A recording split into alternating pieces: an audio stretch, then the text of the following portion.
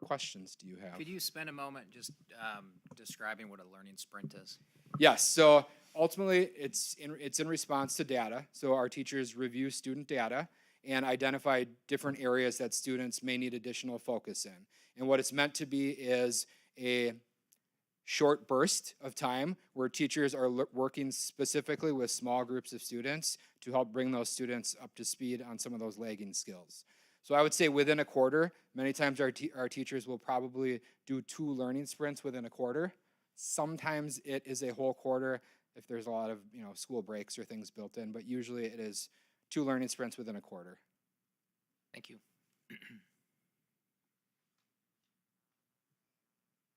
Questions? I have a question slightly off the subject. Yeah. But I've been reading that nationally, the 8th grade scores for history have gone down dramatically. Do we test anything on history? And if so, how are our students Our doing? students test, our 8th graders test in science and social studies, so that social studies portion in 8th grade.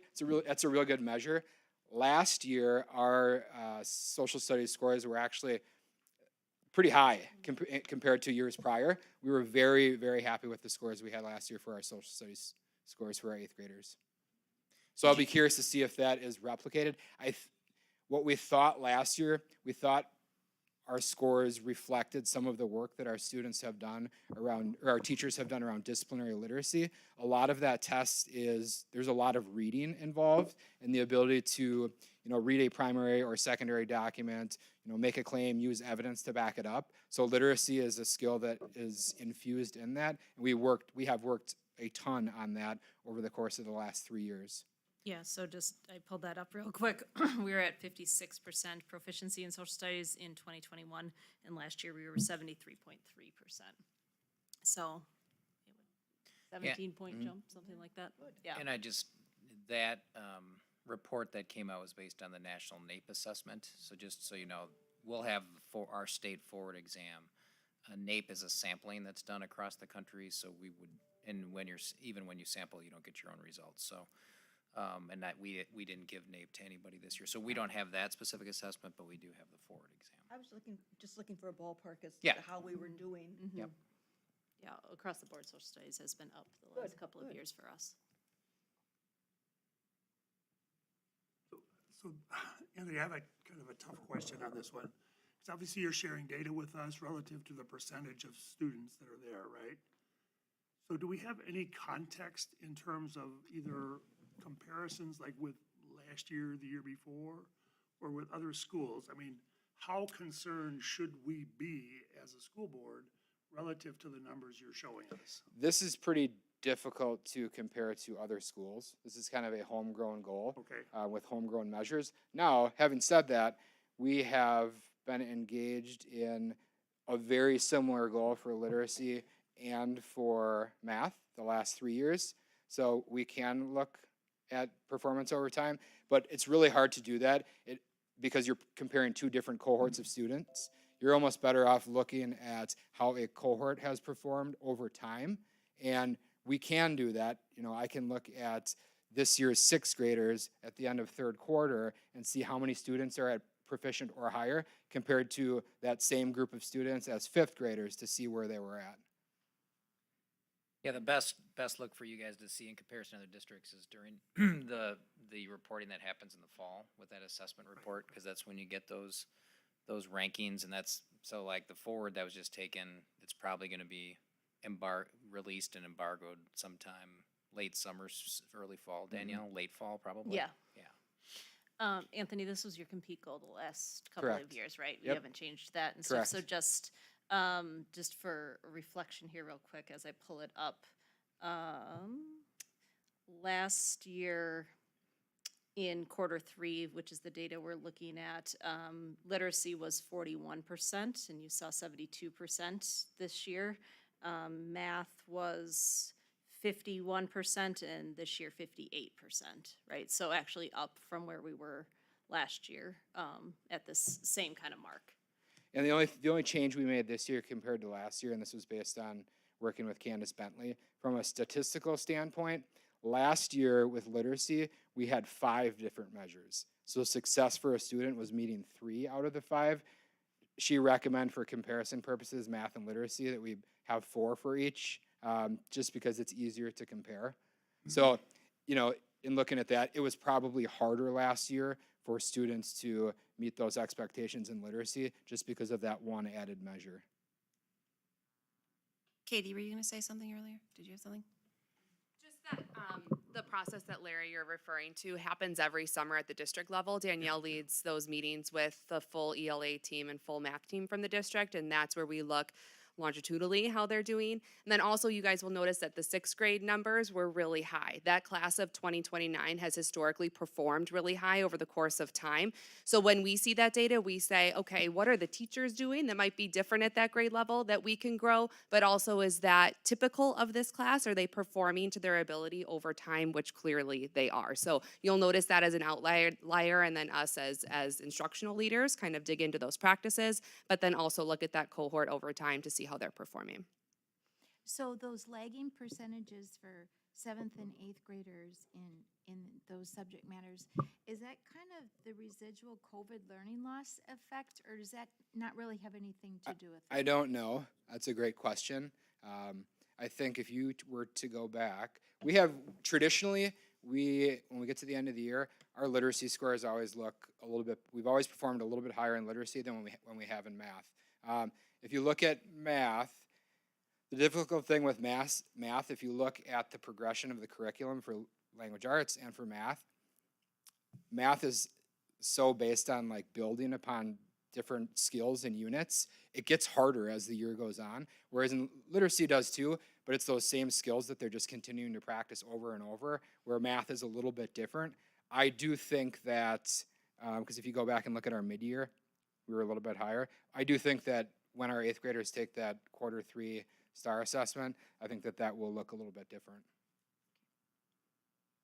And our 8th graders are performing better than they did as 7th graders at the same mark right now as I'm looking at it, like, so they're actually up a bit from where they were at the same point as 7th graders last year.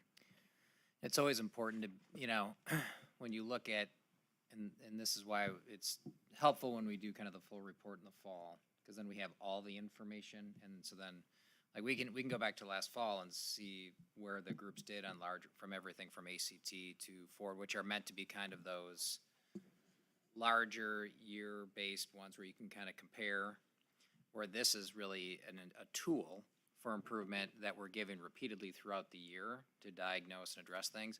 Some of the sometimes, or frequently, when you look at assessments in those numbers,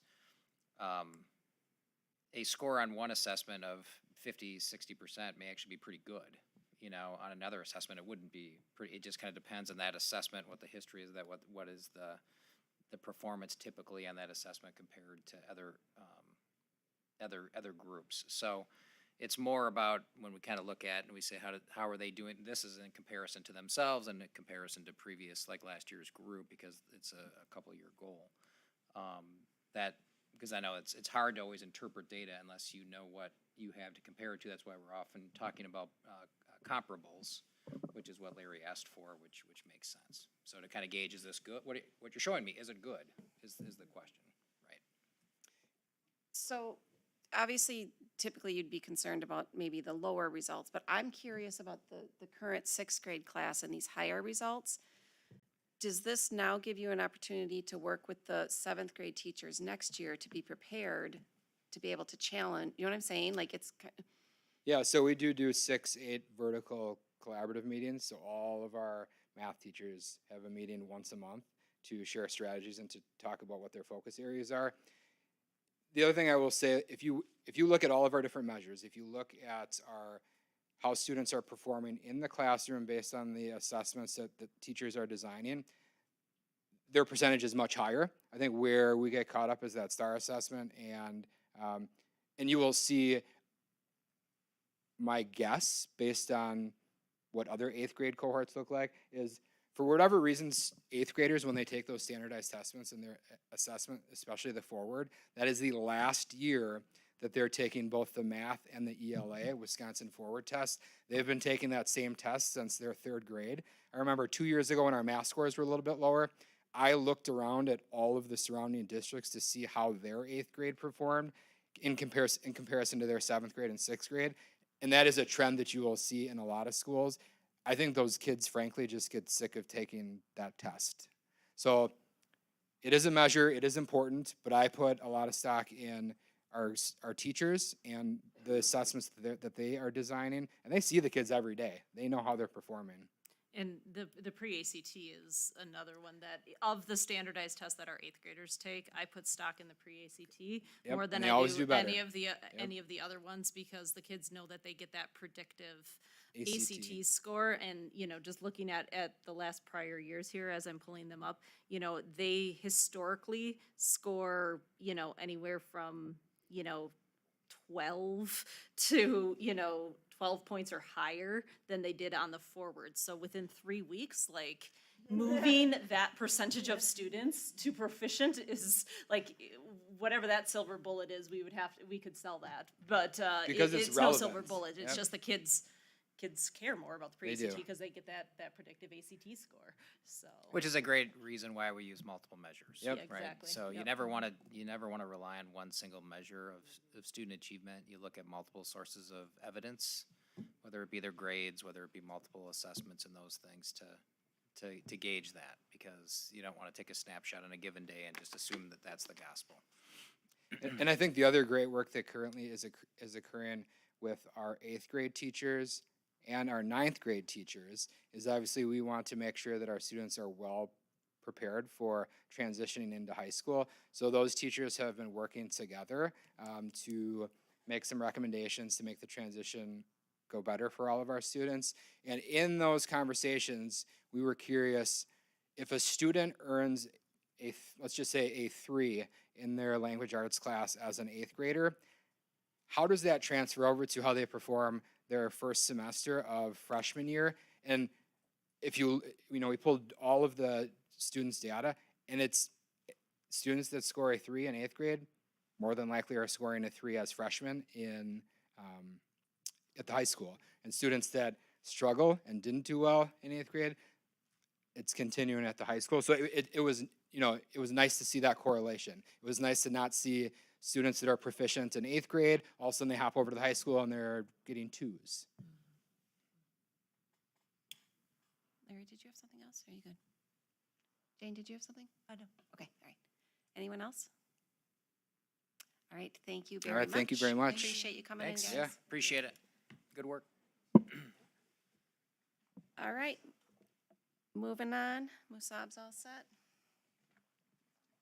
All right, so for our May report, we wanted to start with our recent Seniors Honors Banquet. So on Wednesday, April 26th, the annual Honors Banquet was held for our high achieving seniors here at Milwaukee High School. A total of $80,000 in scholarships were awarded to 52 different seniors. And Derek Watt of the Pittsburgh Steelers was able to attend. He also just had his jersey retired, so big week for him at Milwaukee. Historic football coach Mike Lecker was also honored because of his many years of service to our football team. Our valedictorian and salutatorian were also recognized, as well as Students of the Year in several different subjects, including business, world language, ELA, math, and science. Is that it? I think tech ed as well. Oh, yeah, I too had bad. art, yep, all There are a lot. subjects. I can't remember. Culinary, yep, all of them. Foreign language, world language. All right, and then next we wanted to highlight an engineering project that was happening in PLE in the 4K levels and the annual Book of the Year celebration. So the engineering project that was occurring in 4K was a makerspace related project related to the book Humpty Dumpty. Now when we think of makerspace projects or engineering and innovation projects, we often think of the high school with 3D printing or in the middle school with different creative elements, but the 4Kers are also able to participate in a project like this with sort of egg drop challenge in which they created contraptions to secure and hold the egg and let it drop without making it break. So very similar to a middle school science project that we have here, but for the 4Kers instead. So they dropped a hard-boiled egg to have a soft fall and not crack. Then we wanted to highlight the Book of the Year celebration, which is an annual celebration. We've highlighted this many times in years past, And this year, the winner of the book of the year was the book The Creepy Crayon. I saw the kids coming out of that celebration. They were very excited. Creepy Crayon must have been very popular because they were pumped. Well, the Creepy Crayon was leaving notes across PLE, trying to, Oh, really? garner some votes from the students. So the Creepy Crayon would leave notes on the boards of classrooms when the kids were gone. So, All right, and then next we wanted to highlight our usual athletics and activities. First, we have girls soccer who have an undefeated record on the season this year with, I believe, 8 wins, no losses, and 1 draw. And they also had a tournament in Iowa in which they went 3-0 on the weekend, so big props to them. Track have had 9 school records broken this year, which is an amazing feat. And they had 3 podium finishes this past weekend on Saturday at the Myram Invite in Arrowhead. I believe it was in triple jump, high jump, and the 4x1 relay, which also set a school record this past weekend. And then lastly, we had our FBLA team go to their state conference in Green Bay. And from that, we had an astonishing 9 national qualifiers and 14 state finalists from, I believe, the 22-23 students that attended. And then finally, we just had our typical salutes and recognitions. So we wanted to salute valedictorian Arlana Stana, who will be attending UC Berkeley. Salutatorian Chase Barrow, yes, our brother. You know that guy? He decided he's going to go to UPenn. Mike Lecker for over 50 years and counting as the Pewaukee football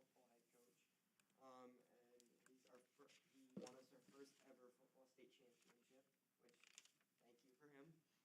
And Zara Dundia for placing second at the National Scholastic Arts and Writing. All right, thank you. Great report. Musab, way to finish on a high note. Last Thank one you. ever. Well done. All right, moving on to salutes and recognitions. Musab and Dylan got us started, but does anyone have anyone they want to add? Larry. So it was a great evening to spend some time here at the school. Jeff Behrens, I would like to salute him for his arranging and coordinating the event to retire the Derek and TJ Watt uniform or jerseys. Jersey here retirement, at the Pewaukee schools. So that was great in terms of having that. And then one other thing that occurred, and it was kind of like at the end, you wouldn't have seen it until the very press conference. So Julie Reuter, who I believe is a 5th grade teacher, had her reporters from the Horizon version junior. of the Yes. book, The Hook junior reporters that are there, doing interviews with the Derek and TJ Watt. And it was just amazing, the questions that these students had, and then I was kind of hanging around a little bit after that. I mean, those students were so pumped in terms of being able to have the opportunity to literally interact with Derek and TJ. And they got to go first before the rest of the reporters. Yeah, Oh, so it was pretty seriously? cool, That's yeah. awesome. They got to lead off. And then the evening, or it wouldn't probably be correct without saluting Derek and TJ and Chris McIntosh for being in attendance, but also for their accomplishments in terms of their post-high school PH careers that they've had. So, I mean, they have both been or all 3 of them, very, very successful. And I think we can be very proud that their jerseys will be hanging in our, what do we call our foyer lobby area atrium. down there in terms of their Wall of jerseys. Fame. So it was a great event. And again, Jeff and Julie, Derek, TJ, and Chris McIntosh. All right. And then I wanted to salute our librarians, Sarah Gull and Carrie Rodolfi. Is that how you say your last name? Yeah, Carrie's a literacy coach. Oh, sorry. Yeah. I Sheila thought she was a Homburg is our librarian. Okay, well- secondary librarian. Brian left, but Sarah and Carrie did the book of the year. Yes. Okay, I got that right. Yes. Okay. And then for the book of the year celebration, and then Sarah, okay, well then, okay, help me. Is the Sarah and the other librarian the one that brought the authors on campus? Sheila Homburg. Thank you. Yes. All right, you got that, Julie? Takes a village. Sorry. Sarah, Carrie, and Sheila. Yes. To bring those 2 authors onto campus. I thought that was really great. Bren? I have 2 salutes. My first one is Julie Toole. I know that she was recently celebrated during Administrative's Day, but really, I think I could speak for the whole board when I say that we just couldn't ask for a better executive assistant that just does an unbelievable amount of work for all of us here on the board, and I just personally want to say thank you and salute you. She's got to kind of salute herself. Yeah. Could you write yourself a note? Julie? Could you write yourself a note? And my second salute goes to Christine Barr. She is retiring at the end of this year. She's given this district 11 years. She coordinates all the volunteers, and as someone who's volunteered, she put me on Horizon, and that's where I've stayed, and I love it. And I just think she sacrificially works in that role to really utilize our volunteers to do amazing things for this district. So high salutes to Christine Barr, and best wishes to her as she retires. All right, anybody have anybody else? Admin? You guys have any? Because I have several. Okay. All right. In no particular order, I'll start with Lisa Girdman. We had a very successful junior prom on Saturday evening, and I had the opportunity to spend some time with some junior students on Sunday, which I'll get to in a second, who all just talked about what a great time it was and how everything went so well. So I know there were others involved. I know there was a lot of parents who invested their time, from decorating to chaperoning and doing all those things. So, I won't have Julie write, the huge number of notes that would be, but I certainly appreciate the parents. But Lisa puts a lot of time and energy into that, so thank you to Lisa. Mike, do they still do post-prom? They did post-prom at Dave and Buster's, and Dave that and was Buster's, okay. completely parent, Right, okay. Parent run. Yep, okay, thank you. John Stangler, I'd like to recognize. We had a community-wide security issue that took place, you may have heard about, on Thursday evening last week. There was a situation where John needed to support the police and come up here and use our camera system for what was happening in the community. And he played a role in supporting the work of law enforcement to help in the apprehension of an individual that, among other places, ended up on our campus. So salute to John Stangler for his role in working with the police to help keep the community safe. I'd like to recognize John Gann and his team for the development of their preliminary budget. A ton of work goes into that, and for leading a successful hiring process for our new comptroller. I think he found a tremendous candidate from everything that I've seen and heard. So kudos to John for that. And then my last one here, Julie, Sharon Straub. So on Sunday, I had the honor and privilege to speak at the Bell Tower Memorial reception for veterans. We participate, I think now it's been 7 or 8 years, I think, the Veterans Oral History Project. For those of you who don't know, I have served on the board of the Bell Tower Memorial. Our students every year since the inception of that program participate voluntarily in where they interview veterans going all the way back to World War II, including one this year who's 102 years old.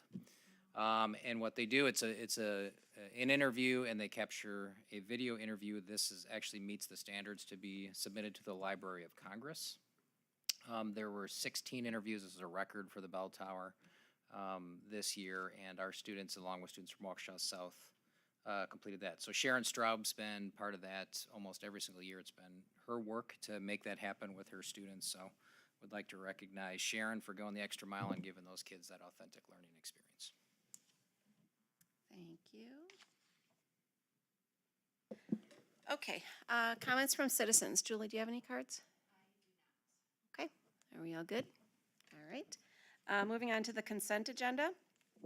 So we have minutes from the policy meeting and the regular meeting on April 24th. We had the correspondence included in our packet, and we have the one gift of the AED valued at $1,784 that was given by the Masons. So do I have a motion to accept the consent agenda? Motion? Have a Second. All in favor, please say aye. Aye. Any opposed? All right.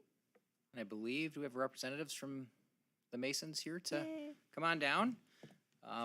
We want to thank you very much for the generous donation of the AED units for the district. So feel free to make any comments you have, and we'd love to get a picture of you guys. But thank you so course. much for your support.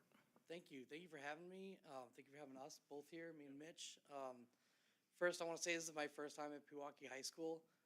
Very nice high school. I felt a Pewaukee Pirates pride as soon as I walked in. the All door. right. Glad to hear that. And the school board here, you guys obviously care about your students. Well done. This is I've never been to a school board meeting before, but I was not expecting this. So it's awesome. Good job. Good evening. I'm Mitch Bartell. I work at the Children's Wisconsin Foundation. This gift is made in partnership with Project Adam, which is an organization started at Children's to help make our schools heart safe. So we want to applaud all of you for making that very real step to help keep your whole community members, all of them, safe. We want to thank the Freemasons again for their wonderful generosity and dedication to this. They have done yeoman's work throughout the state, making this a reality for school districts. So congrats to all of you on this. This is wonderful. Thanks for having us. Thank you very much. We'd like to, Stacy, maybe if I want to get a picture of you shaking hands and accepting this gift.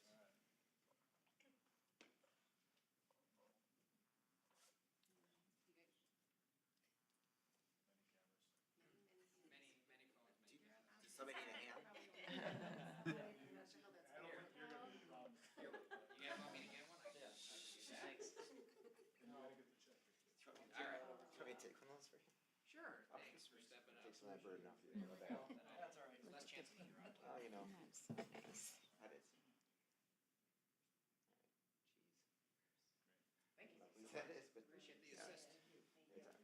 Thank you very much for helping us. Right in. Absolutely. For everybody that visits, we can take that off your hands. Now it's made out directly to Pewaukee School District. One check is $984 from Waukesha and Lake Country Freemasons, which Pewaukee moved to Lake Country. So $984 is from those two lodges. Separate check, $800 matching fund from Wisconsin Freemasonry. That's awesome. Thank you so much. Yeah.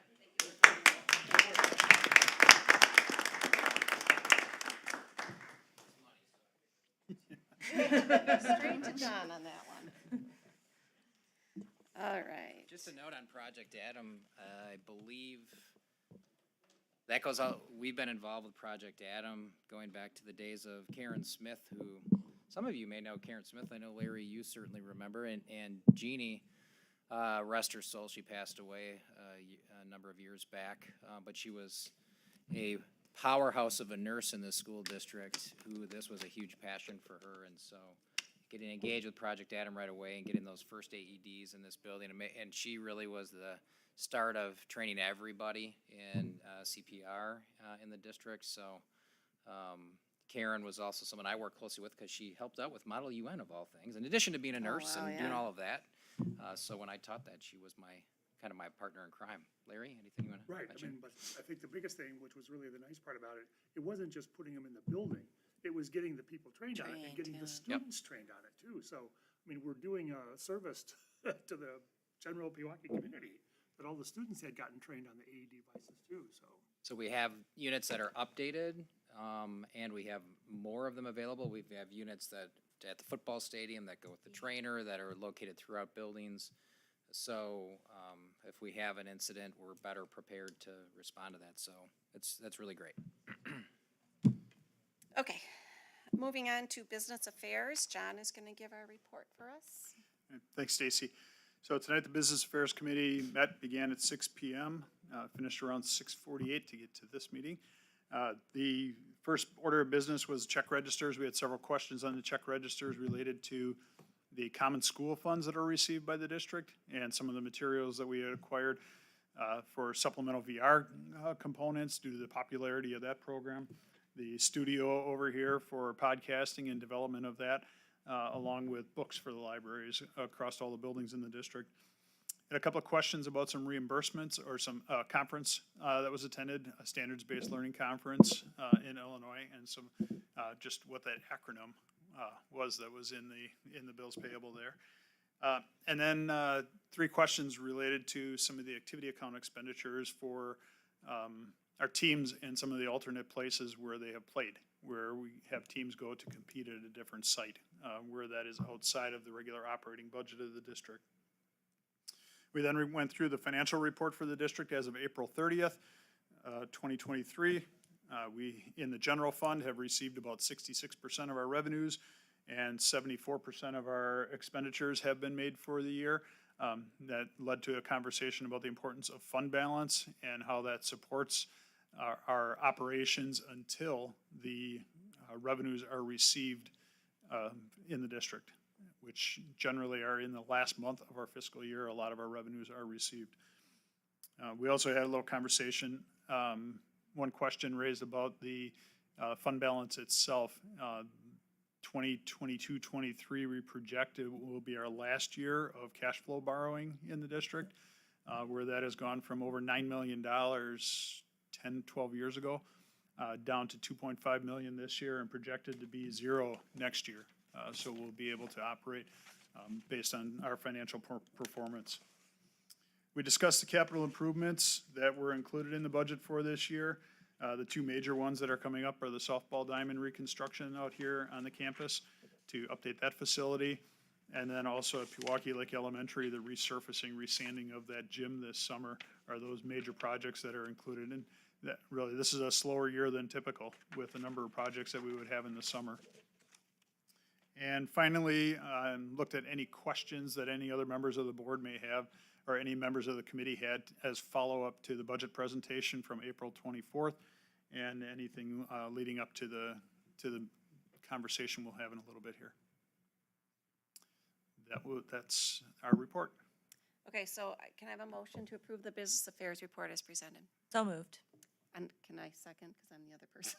I'm seconding. I don't normally do that, but I'm seconding. All in favor of approving the business affairs report as presented, say aye. Aye. Any opposed? Thank you. All right. You want to keep going, John? The first order of old business is the adoption of the preliminary operating budget for the school district for the 2023-24 fiscal year. We presented this in detail along with all of the supporting documentation at the April 24th board meeting. We've had several questions that have come forth since then. Just get it open here. And those are attached in your materials. So you've received the responses that have been generated for the questions. I'll give a quick recap of some of those questions. Specifically to a lot of the allocations that are within the budget that are identified as a use of funds, like social media. You know, social media, the investment that we make in there as a result of the strategic plan of the district and the need to identify where are we investing in communicating with our community and what are the demands or where does the community want to see those communications. So the investment in social media, more of a time investment and a position that we have in the district to manage all the communications that go out. A second question related to the annual budget is the budget is presented and proposed in each fund. So we operate on funds in the district. The general fund is the largest of those. It's about $37 million for the fiscal year. We also have special education fund or Fund 21 where the student activity accounts are held, secondary fund. We have our debt service fund, our construction funds, our food service fund, our other post-employment benefits funds. The accumulation of all of those funds totals to about $55 million for the fiscal year. When we publish each fund based on its own standalone experience or budget for the year rather than in aggregate. Reason being, when you aggregate those, if you had a construction fund, you're getting all your proceeds in year one and you're spending them down in year 2 and 3. It really makes the budget look, it doesn't look like it's balancing because year one, you're gonna have a surplus of, for example, in 18-19, we had a surplus of $40 million in the construction funds. In 19-20, 20-21, and 21-22, that was spent down to zero with the residual transferred back into the debt service fund. So to to make it less complicated, we have each group of funds stand on their own, so we're not having that confusion that's created that way.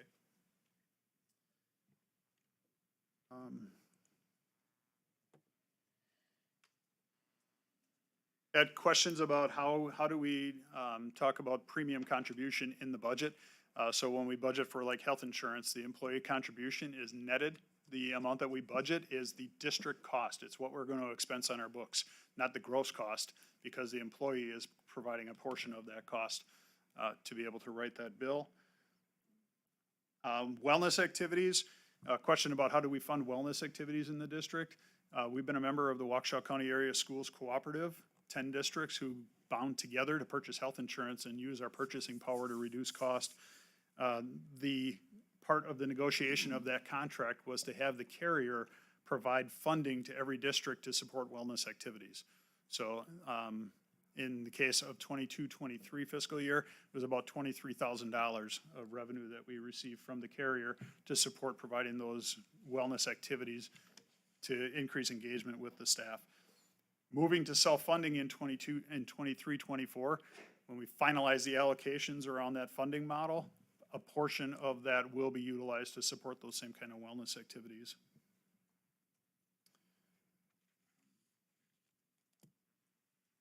A question about a specific assessment that we use within the district and where that's allocated and what the DESA assessment. So we provided answers to that.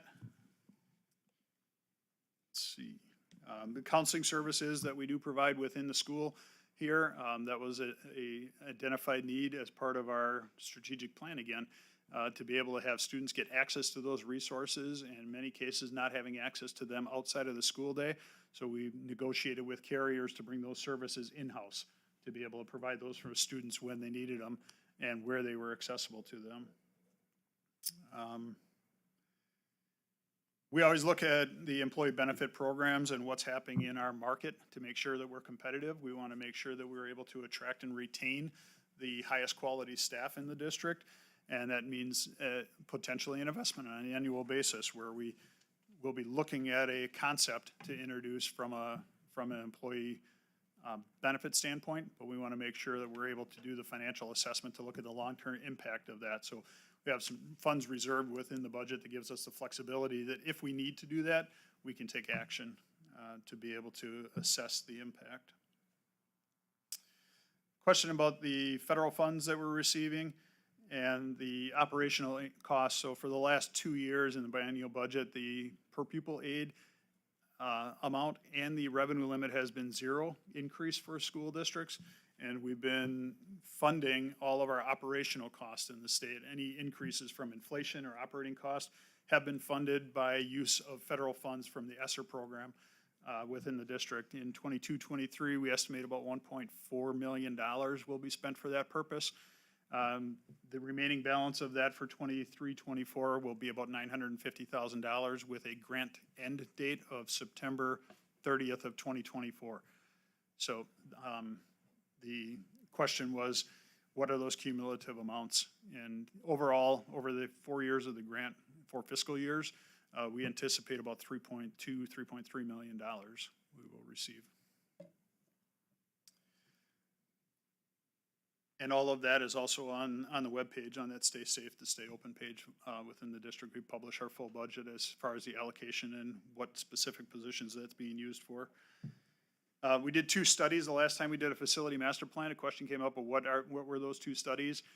We had one with the MD Roffers group that did a community development projection for the district. Took a look at all 18 square miles that make up the school district and identified every vacant parcel and did an assessment as to what the likelihood of construction on those vacant parcels would be for both 10-year window and a 20-year window. So that was the first one. The second one was Applied Population Labs, which uses a cohort survival ratio to predict from your last 5 years experience with enrollment, what's your next 5 years gonna look like in the district. Those 2 reports fueled a lot of the renovations that you see on campus from the perspective of what we were going to need to meet the demands of the community. And then just general questions about the budget development process and where, you know, how does that process work? We start that budget development process in the fall of the year. So as soon as the original budget is adopted in October and the tax levy is set, we begin the process of development of the next year's budget on our internal teams, working with the principals. We have a student-centric budgeting system. So it begins with what the students request. January 3rd, you come back and they start scheduling. Once that schedule is developed at the secondary level, we fill the positions that are in demand based on the course selections that are being made and the staffing that we have. So we move forward on build a budget from that point and then present it to the board in April. So really, it's about a 6-month process. The board is brought into that process gradually as there's concepts that we need to make sure there's a understanding of the board throughout the January through April timeframe. Those are all the questions that I had. Any other questions that any of the board members have? Maybe one or two, but, so one of the things, and obviously, John, I think you've always done a very, very good amount of work in putting the budget together. But in the course of all of the questions that were brought forward, was there any indication of any kind of discrepancies, over, underreported, anything related to non-compliance, ESSER funds, anything like that? And was there any indication that anything was incorrectly done or any concerns that we would have, again, as a board going forward? So, No, I think it was just questions of understanding. And where in that process does the board have their input and where do they, which is, again, that's a fair question in terms of, I mean, beginning to understand how the budget process is put together, the work that you do and how you work with the strategic plan. I mean, there's a philosophical approach that you take relative to what's included, what's not included, and there's a lot of, I assume, negotiation that goes on between you and the administrators or the principals in terms of the different areas. So, I mean, it's a budget that's built from the kind of the ground up, if you will, and then obviously brought forward for us to go through the, was it 80-some pages or something, John, that you gave us to review, so.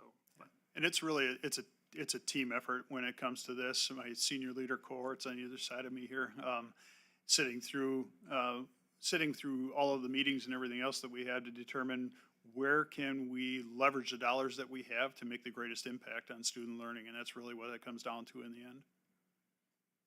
Well, then, as I think somewhere in the course of the next few weeks, we're gonna begin the audit process too, right? So, I mean, we have an audit process that goes through and looks at all of our books and addresses all the questions that an auditor, an external auditor would have as well. That's all. Hey, Larry? Anyone else? No? All right. Do I have a motion to approve the preliminary operating budget and staffing plan for 23-24? So moved. Second. All in favor of the motion, say aye. Aye. Any opposed? Thank you very much. Am I sticking with you, John? Or no, is this you, Mike? No, we go to Tony Stranke. Oh, Tony, I Yeah. should have known that. So Sorry, Tony. Tony's is here to speak because we have the CISA contract consideration. There's a number of services. It's not just services that fall under Tony's area of supervision and management, but the lion's share of those are services that Tony oversees, and so he's really kind of the point person on the CISA contract, but there are elements of it that fall outside of it. So if you want to come down, Tony, and just kind of brief us on the elements of the contract, and we'll take any questions that you have. Good evening, everyone. I just got to adjust the microphone here.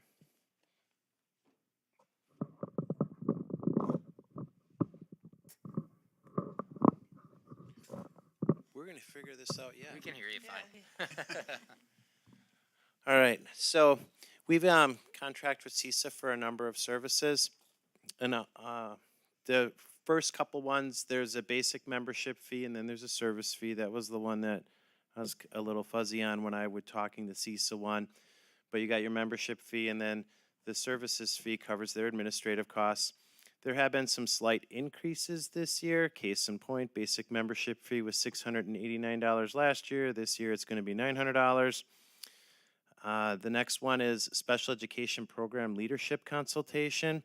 And what this is we have an auditing process, just like the business office audits their finances. We audit our IEP and evaluation reports as well as 504 reports.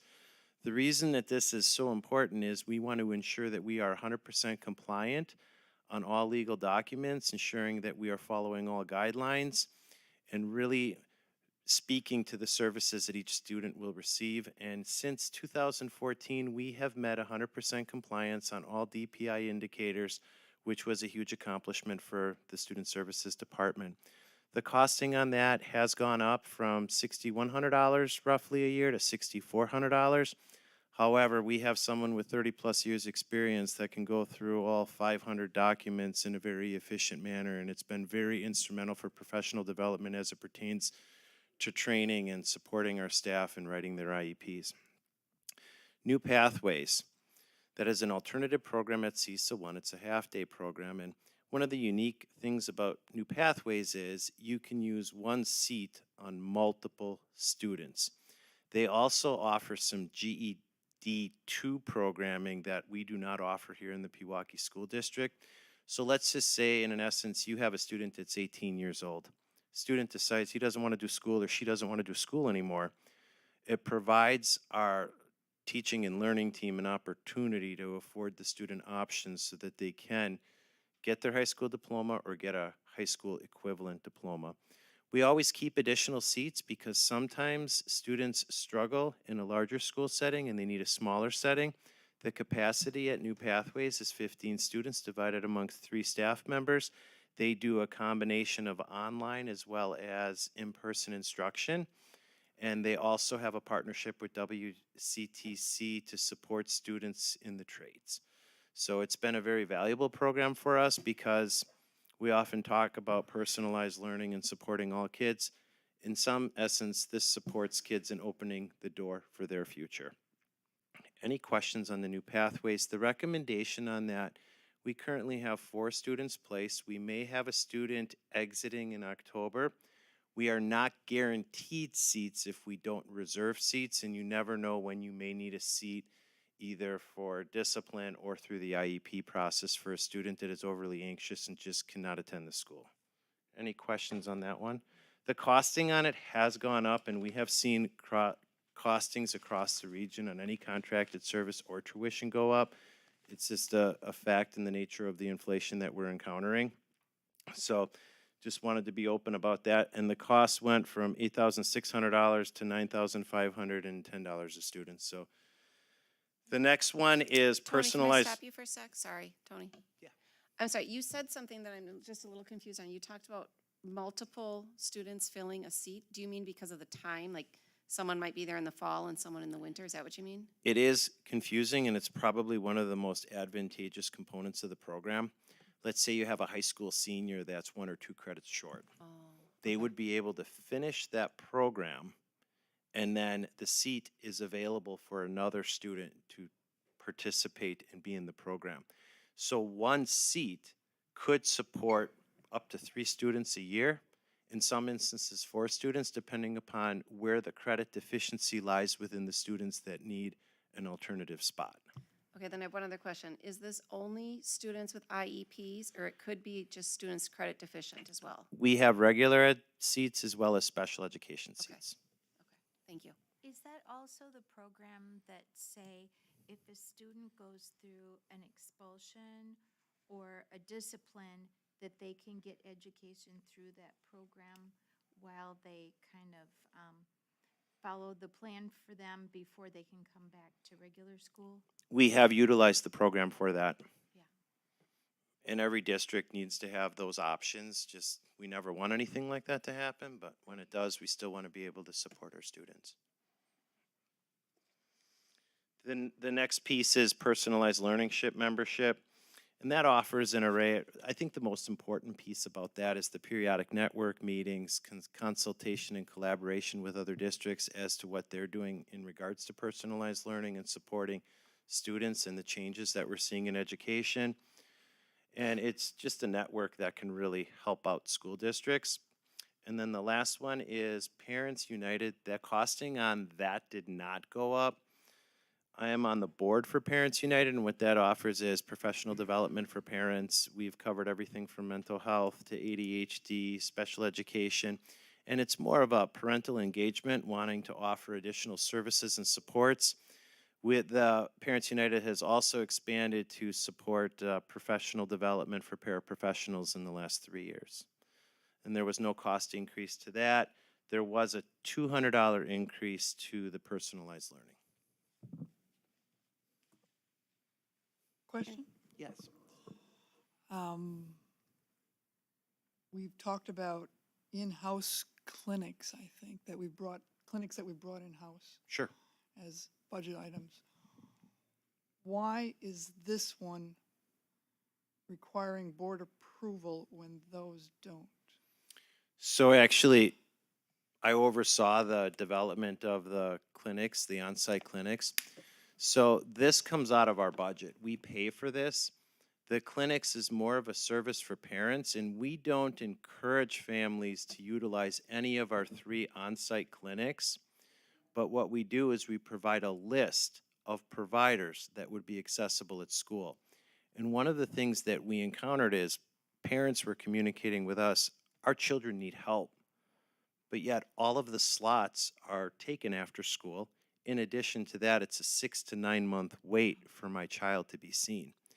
So we vetted that process by interviewing a number of companies, and we had board members, administrators, and counselors on that committee so that they could share their insights and we could see what was available. It's more of a opportunity to support parents in accessing mental health counseling services for their children, and we do not pay any money for that. We only provide the space, and they did a memorandum of understanding, and we were not liable in any legal ramifications because of the legal contracts that we have drawn up. Whereas the CISA contract, we pay for that. We pay for the seats, we pay for the professional development, we pay for the auditing services. So as a result of us paying for that, we always want to ensure that the board is involved and the board is aware.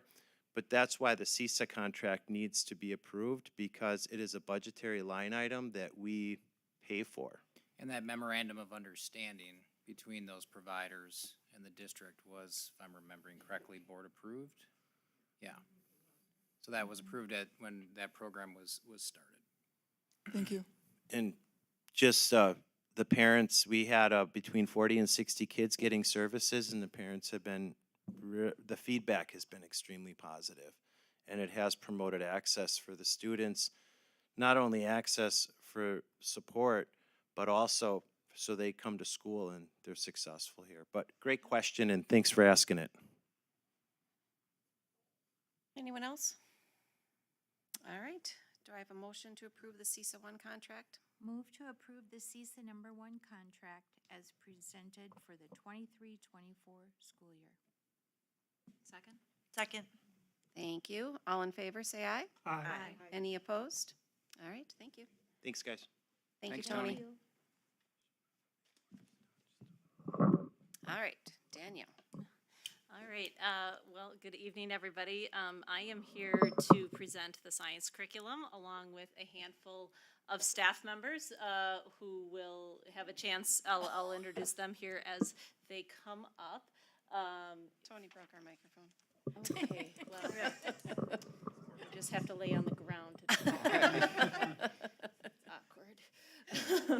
All right, so so I'm here to present the science curriculum. So as you saw in your board memo, and as we do each year, we present the curriculum, and then you don't take action until the following board meeting, which gives you time to both read through the, I believe, just over 800 pages of curriculum that was provided to you in the board memo, along with come in and view any resources or ask any questions that you may have, but we'll certainly take questions tonight as well, along with in the next couple of weeks as you have them. So we really want to make sure that we provide the overview of the curriculum revision. Our curriculum is on a 5-year cycle. And so every 5 years, we take a look at each curriculum. And so we always have one that is ready for you to review. Some years it's 2. Next year, it'll actually be 3 for you to review. But tonight, it is science. And so first thing I want to do is just thank the science team that I worked with over the last 2 years. through all of the buildings to help us make these revisions to the science curriculum and take a look at what are the best practices happening in the world of science today in our classrooms. And so one of the first things that we do as part of the curriculum revision cycle is to take a look at research. In the last 5 years, since we last, looked at, in this case, science, what has happened? What does research say are best practices? What are things that we should be aware of? And we look at this and we analyze the research based on what matches our current curriculum and instructional practices and maybe what doesn't match our current curriculum and instruction. And so our research really came up with these 3 major themes. And you saw these research findings as part of the Phase 1 report that's also available to our public on the website last year. But just to kind of summarize those research findings again, we noted that, the instructional methods really are starting to focus more and more on those engineering practices and having students really do the science. We heard about how that's happening with our youngest learners in our student rep report tonight. And we have a lot of that being embedded into our instructional practices, which I'll emphasize a little bit as well as we get further into our presentation tonight. An emphasis still in the research on teaching to the standards, particularly the national standards. The NGSS are the national standards, making sure that you have a scaffolded curriculum that progresses throughout the years. And so we wanted to make sure that we've been standards aligned to to NGSS for a number of years, but this did give us an opportunity to review those progressions and make any adjustments that we saw necessary. And that making sure that in our curriculum, students are really being taught how to think about and understand science through cross-cutting concepts into our lesson designs, into our assessments, and really making sure that we find the opportunities to attach science concepts and ideas to other curricular areas and other authentic and relevant experiences that our students are having. So to dive into the curriculum proposals distinctly for each building, I first want to just make sure that we emphasize and understand the difference when we talk about curriculum versus resources. And I say this every year, but I think it's important to reiterate every year that there is a difference between curriculum and resources. And unfortunately, in my opinion, people too often cross-use these words when that is not appropriate. Our curriculum really is the learning criteria that we select through the adoption of set standards. Those are either the state or national standards. So the standards really tell us what we have to teach our students, and that's what we use. Our teachers then develop units and identify and prioritize those standards so that, again, we have strong progression and scaffolding across all of our learning concepts. For us, we archive all of our curriculum digitally in Rubicon Atlas, and then we also run reports out of Atlas and publish those on our website for you to review. So the reports that you received in your memo, those are from Atlas, and so those are what is our curriculum. Resources are materials that are published by companies to support the curriculum and the standards. And so the board's responsibility is to approve the primary resources that our teachers use, which is the materials that our teachers rely upon from really a daily basis to help support their lesson design. It's important to note that we will never find a primary resource that has everything that we need and says is most important and what the standards say are most important, even though every one you see will say that it's standards aligned, and yet when you compare all of them that say they're aligned to the exact same set of standards, they can be vastly different.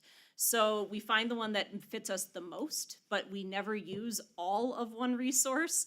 We often do have to supplement, and there's often portions of a primary resource we don't use at all. And so that's an important piece to note as well. And so yeah, we have supplemental resources as well. Those are selected by our teachers and used to just kind of supplement day-to-day instruction as appropriate and as needed. And so we'll talk about the primary resources in just a little bit as well. So I'm going to first invite up Jenny Toth and Michaela Bees, who are our representatives from PLE. And I'm going to ask them just to give us a really quick overview of what were any of the major changes to the PLE curriculum in grades 5K 1 and 2. We really didn't make any significant changes to our curriculum. We just tweaked things and added some things, some books. That's going to be a theme, just so you know. We're not making major changes to science. I will note that in 5K, we have continued to emphasize the building of background knowledge in science and social studies coming off of our 4K program, that we, try to introduce those science and social studies concepts early. And so they continue to enhance their play-based programming and kind of across the board, we continue to enhance our classroom libraries with nonfiction texts that are aligned to our science concepts so that students have access to them. So thank you, ladies. They'll be here for questions if you have any in a few minutes. Horizon, Katie McManus is here, and I'm going to ask her the same question. Any big overview changes at Horizon? No major overarching changes for us either. Yeah, so these are in both schools here. What we have listed here are the units in each grade level. So we did not have changes to our units, just some minor tweaks inside of them, just continuing to enhance what we're doing. We're continuing in K through 5 to utilize the same resource that we've been using as a primary resource. We have two of them, Mystery Science and TCI. So different grades utilize those primary resources. You saw that list that was a part of your memo. So at the elementary level, just simply looking for a renewal of resources. The things continue to go well there. Thank you, Katie. And from ASA, Liz Donald is here to quickly, if you can, give us the overview of ASA. No major changes, just small improvements. Yep, so again, small improvements.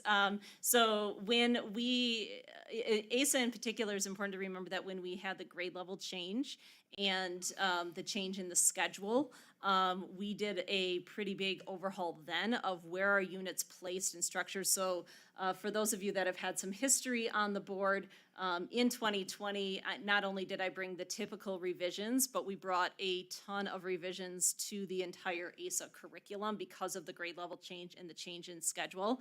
So, science was one of those that had some shifts around where things were placed and how we did that. So, and important to note too that in the last curriculum cycle, ASA also had some more significant changes with the addition of some biomedical units.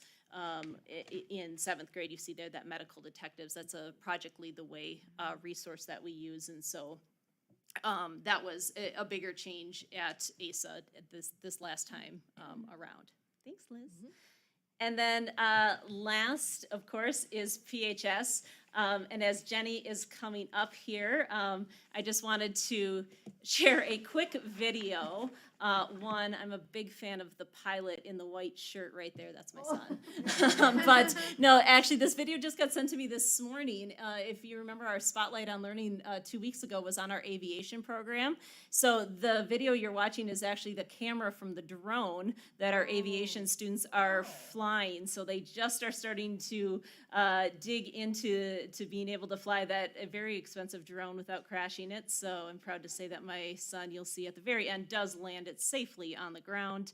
But I just thought it would be fun to show you some drone footage from our aviation program that you just had the chance to look at a couple of weeks ago. But aviation's just one part of the PHS curriculum. And so we've had some changes here. So Jenny Clemmy is our department chair for the science department. Jenny, you want to talk about any changes we saw at the PHS side of things? You stole my thunder that we are offering this year is our first year with aviation. We'll offer another one in that sequence next year and kind of alternate offering those courses. We have another Project Lead the Way course, which is up there, the biomedical course. And that was new last year to incoming freshmen. We have a few minor changes in our chemistry, our upper level chemistry elective courses, basically kind of due to some credential issues around the college credit in high school, the CCIHS licensures are for our teachers. So we had to shift kind of how we, what courses we offer. So we'll be offering AP Chemistry next year in lieu of that CCIHS opportunity. Otherwise, I think we really have just done a better job overall throughout this curriculum renewal process. As Danielle, you mentioned, looking at those different pillars of NGSS and really being a lot more intentional with, we're really good at the disciplinary core ideas, but also weaving in those cross-cutting, those science practices. And that's what we've worked on through as a department this process. Thanks, Jenny. Can I ask you this, because I know I've asked you multiple times and I do remember, but just in case everybody doesn't, can you explain Project Lead the Way? I Yeah. know it's a term you guys use a lot, and I Yep. always have to get reminded exactly what that all entails or means. Yeah, so Project Lead the Way is a resource.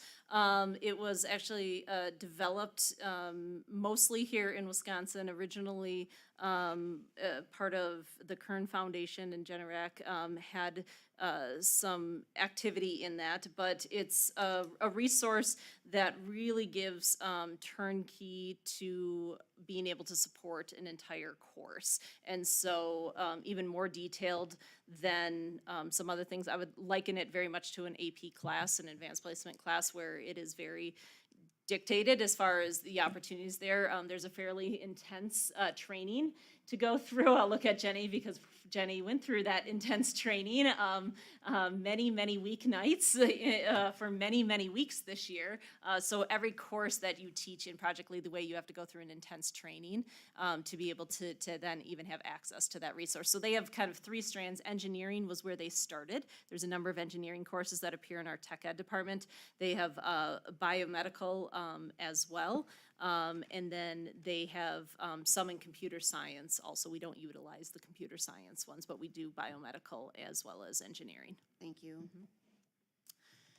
So from an overall budget standpoint for the science curriculum this time, it fell very much in the range where science typically falls. Science is one of our more expensive curriculums because of the amount of consumable materials. As you can imagine, you can only dissect one frog at a time, and then you have to get a new frog the following year, right? So that is the case for a lot in science, is its consumable materials, and so there is a budget that we have to build for that. So to break it down a little bit as far as where does this money go to, this from the elementary side, you see that a number of it goes to our primary resources. It's important to note that the primary resource, we purchase that as a 5-year bundle. Because costs can increase from year to year, we get discounted rates if we do it at a 5-year, in our 5-year cycle. And so we choose that so that while it's a higher price tag out of the gate, it's a lower price tag overall. Then you see the price there for non-consumables and consumable materials. So we do, of course, need to at times replace our equipment like scales and other items that the curriculum requires, but a lot of that does go to consumables as well. And I do have to give a shout out to Sandy Kurkowski, my administrative assistant. She gets the list of consumables, and as well as our staff does a great job of going through. Then they inventory everything that's in our closets, cross off things that we already have enough of, and then Sandy scours our various resources to determine the lowest price and secure that from them. So it's quite a spreadsheet that she does navigate so that we're getting the best prices for those items. And then lastly is a smaller budget for, again, the addition of classroom library books, making sure that we continue to have nonfiction texts that support our science curriculum that children can choose along the way. From a secondary standpoint, again, primary resources, we use TCI in the middle school as well. AP Biology is our only course at the high school that's looking at getting a new primary resource. So AP Biology test was recently updated, and so the textbooks then update accordingly. So this one is better aligned to the new format of the test. Also a non-consumable and consumable budget related, of course, as you can imagine, as you get to the older grades, the consumables get a little bit more expensive, as now we're talking about chemicals and, more robust professional equipment that is needed in some cases. And then last, Project Lead the Way, that particular resource has costs associated with it, along with, so that cost includes professional development that our staff may need, and it includes the cost of that curricular resource as well for that. So our next steps, the curriculum reports that you received in your memo are available to you to review over the next few weeks. I will also be listing those on my teaching and learning website starting tomorrow morning. We'll post those when we come up so that any community members that wish to review the curriculum may do so. The primary resources are available for review. So again, the only new primary resources are an AP Biology textbook and the aviation second class. Their resource through AOPA is the only really new resources we have. Everything else is just a renewal of our existing resources. But if you want to see any primary resources, just let me know and we can make an appointment to come in and view those. And then you take action at our next board meeting, assuming everybody is comfortable with doing that. And then we have training and professional development available for our staff this summer, where we'll, continue to help them improve their instructional strategies, their assessment building, and get anybody trained in any particular resource like Project Lead the Way as needed. Question, so we are returning to the AP Chem model, but we have the same textbook? Yeah, so we were doing a dual credit program through UW Green Bay because we had a teacher who was certified to do that. She retired.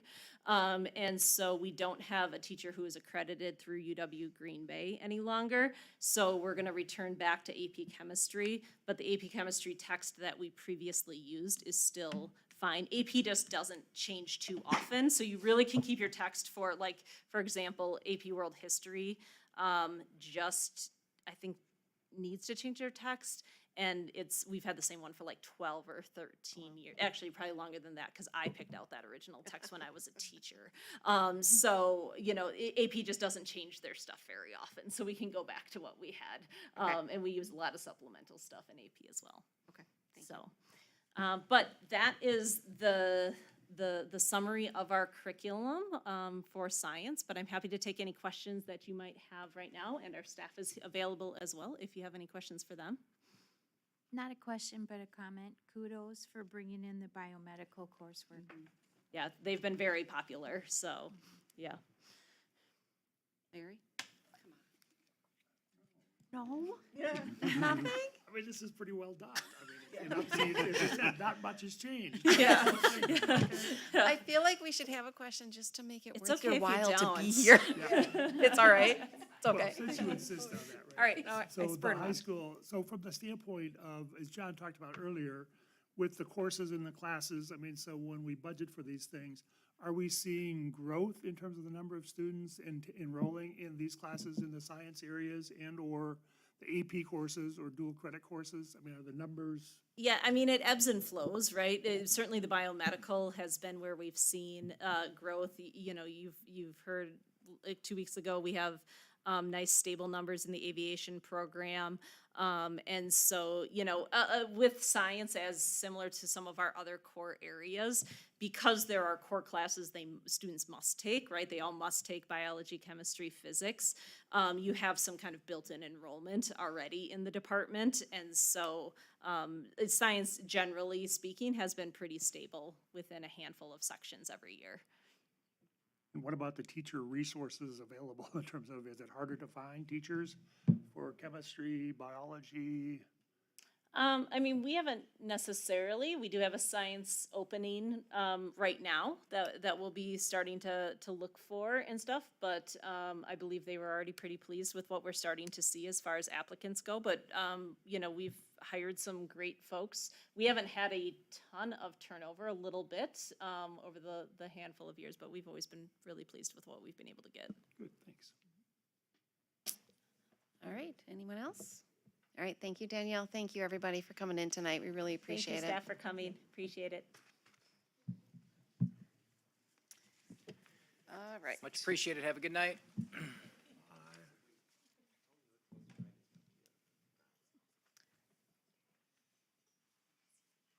John?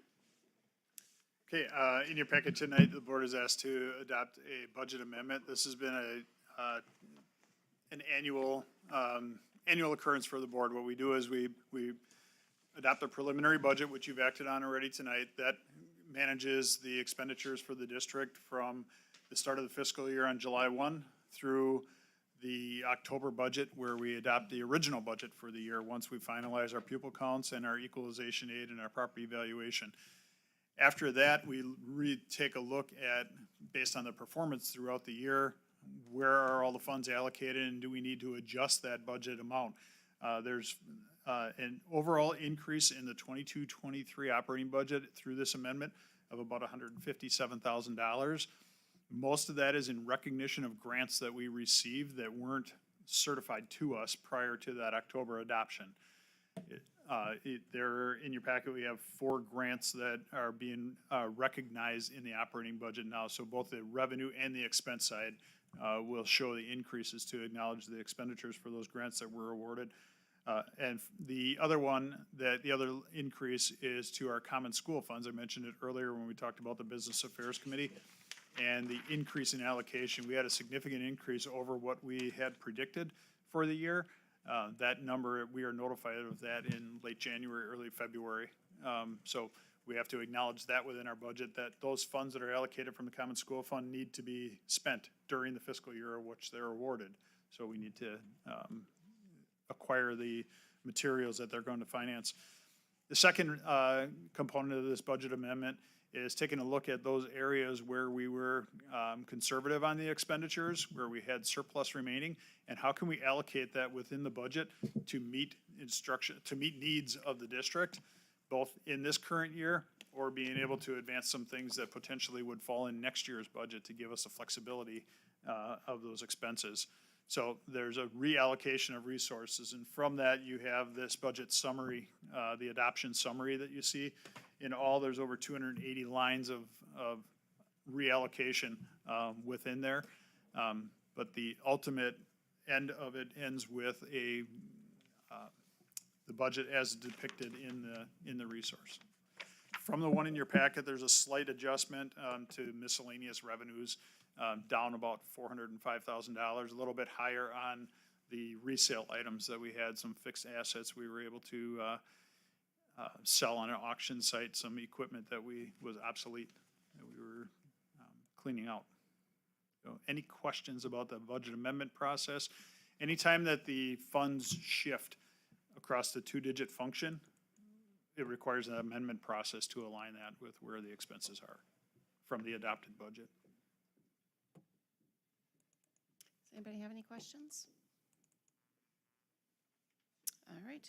Move to approve the budget amendment dated May 8th, 2023 for the fiscal year ending on June 30th, 2023. Second. All in favor of the budget amendment motion, please say aye. Aye. Any opposed? Thank you very much. All right, coming back to you, Danielle. Yeah, so just have 3 dual enrollment applications here. So typically, as these come in March to you, as they typically are due by March 15th. However, we had some late unique changes that I felt were warranted to bring these forward. 2 of them in particular, our child development class took a visit to WCTC and learned more about their early childhood education program recently, and 2 students were inspired by that and really wanted to change their direction of their senior year and attend that dual enrollment academy. WCTC it has been kind of recruiting because they have plenty of space in that program. And so one of them had already actually been approved for a different program, so her application technically is already approved, but since this is kind of a totally different program. I just wanted to bring that back, so that you're aware of that. And the third one was, a student that we've been working with the family to try to find a great option, for, and, everybody is excited for this option. And so it took us a little while to get to that place, but I think a really good option for these students. So while a little bit later than usual, I would recommend approval of these three, dual credit Start College Now applications. Happy to answer any other questions. And thank you, Jane, who had sent me questions just kind of around the background this morning. What was the switch? What did the students switch from to go to? Do you They remember? were just gonna take some general classes at WCTC is through Start College Now. Okay. To start taking care of a couple of credits, but not really knowing the exact pathway they wanted to go in, and so now they have that more defined pathway. Nice, okay. Any questions? So the early childhood, the curriculum is set, and, Mhm. yeah. and Yeah, So yep. there's no specific, classes listed on those applications. Right, Oh, yeah, yeah. yeah. Yeah. WCTC dictates Yeah. exactly what that schedule is and what Yeah. those classes are. There's not like choice Right, for the okay. students in that one. All right. Do I have a motion? Move to approve the dual credit Start College Now applications as presented. Second. All in favor, please say aye. Aye. Any opposed? All right, thank you, everybody. Thank you. Jeannie? Okay. Policy number 3700.01, food service, purpose and fiscal support. Although we changed on this was new verbiage that came right from the Department of Agriculture.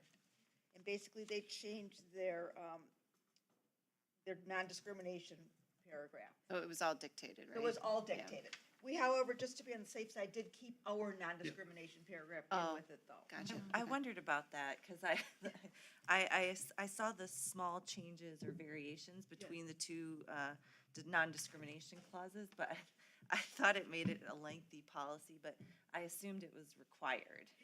All the red was required, Yeah. and in previous policies, when we've looked at it, we've discovered that we list a few things in our non-discrimination policy that not everyone in the federal government lists, so we just kept that in there to Okay.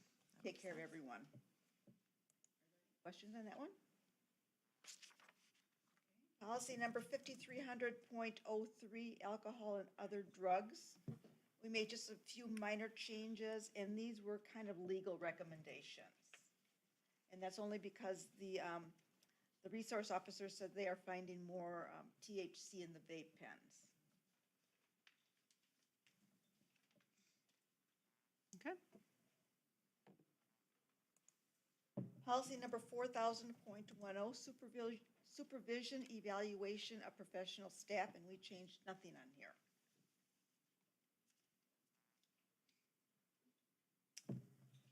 Policy number 4000.03, personal files.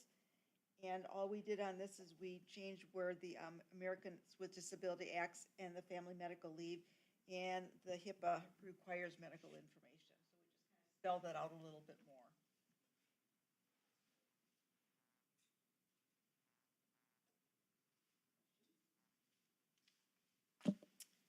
Policy number 4000.04, professional staff substitute teachers. And again, we changed nothing on here.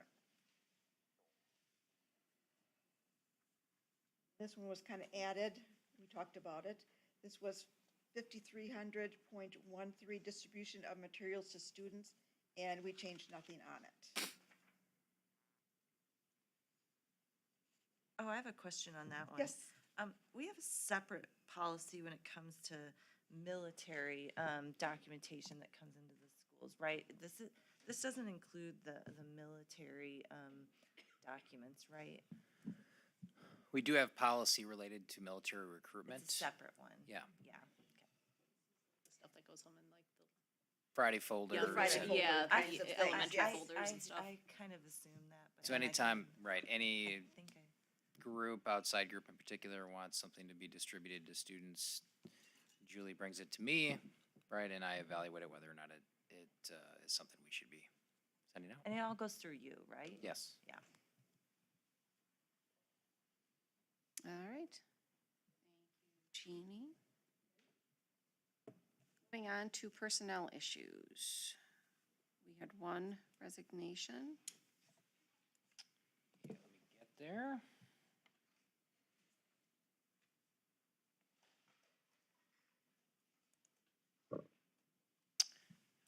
Yes, we had, let me just get this open.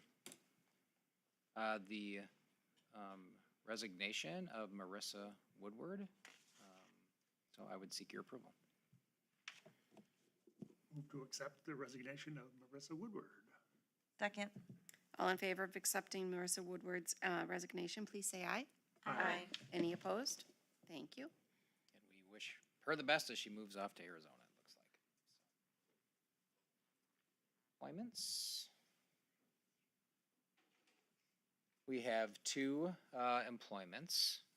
Kylie Seward, special education teacher at Horizon. And I'm not going to pronounce her name gosh. correctly. She helped me, but it's what Danielle said. Last name is Zhu. She would be a part-time Chinese teacher. Really kind of a great situation that Chinese has continued to grow in the district, that we had to add in some additional time. I was able to interview both of these candidates as finalists and would take any questions you may have, but I would certainly seek your recommendation of both teachers for hire. Is our other Chinese teacher full-time? Yes.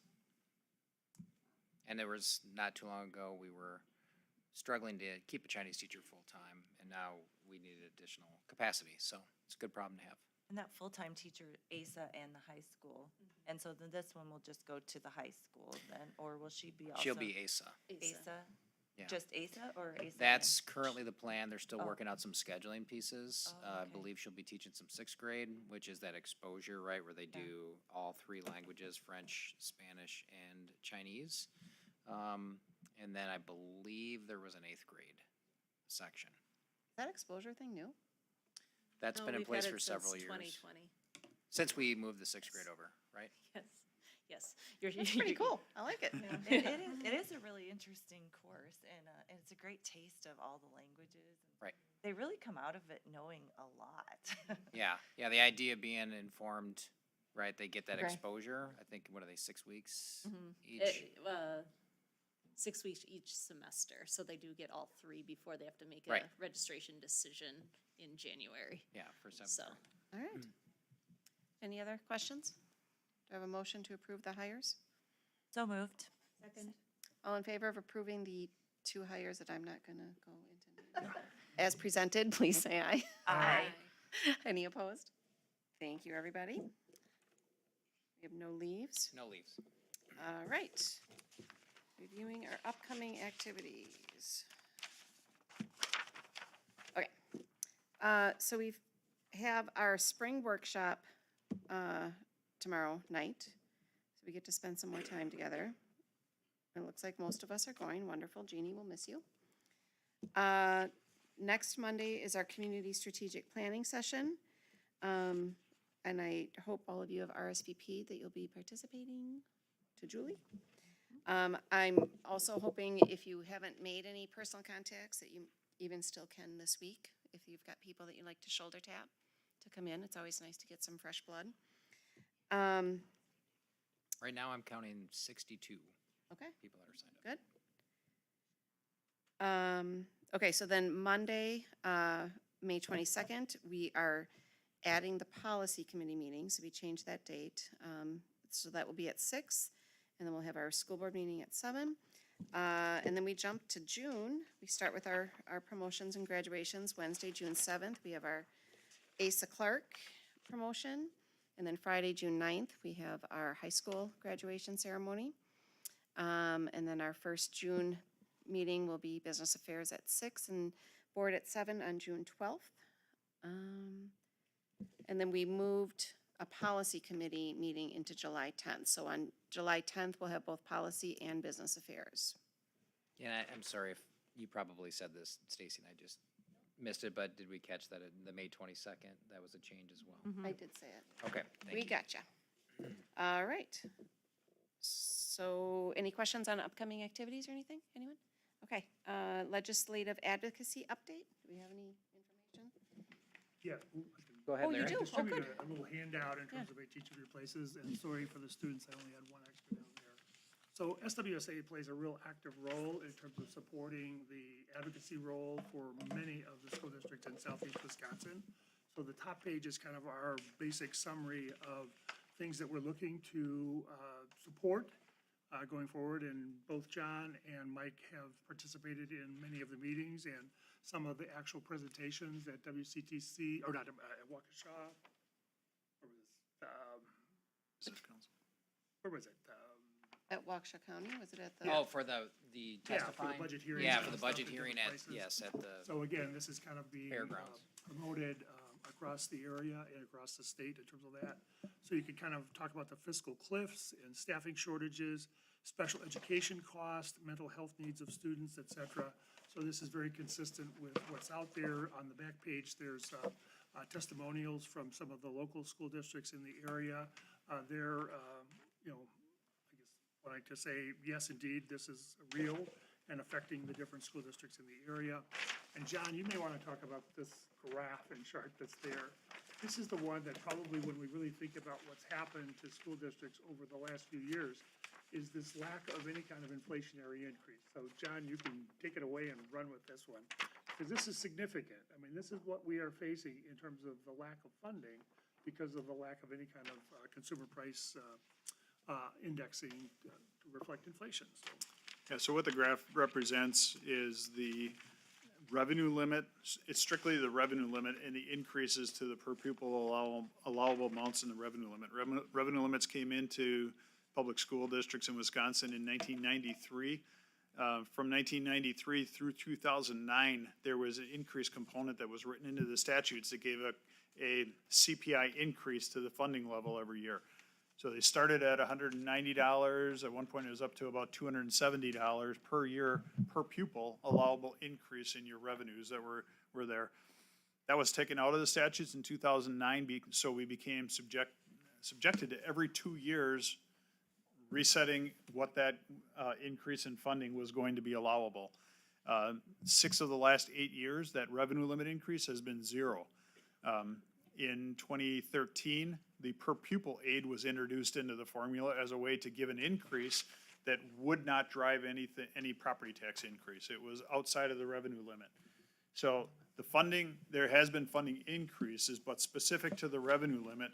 So if we took the CPI from 2009 through 2021, this graph represents, if you took the consumer price index increase that would have been in place, the funding would be $3,200 per pupil higher.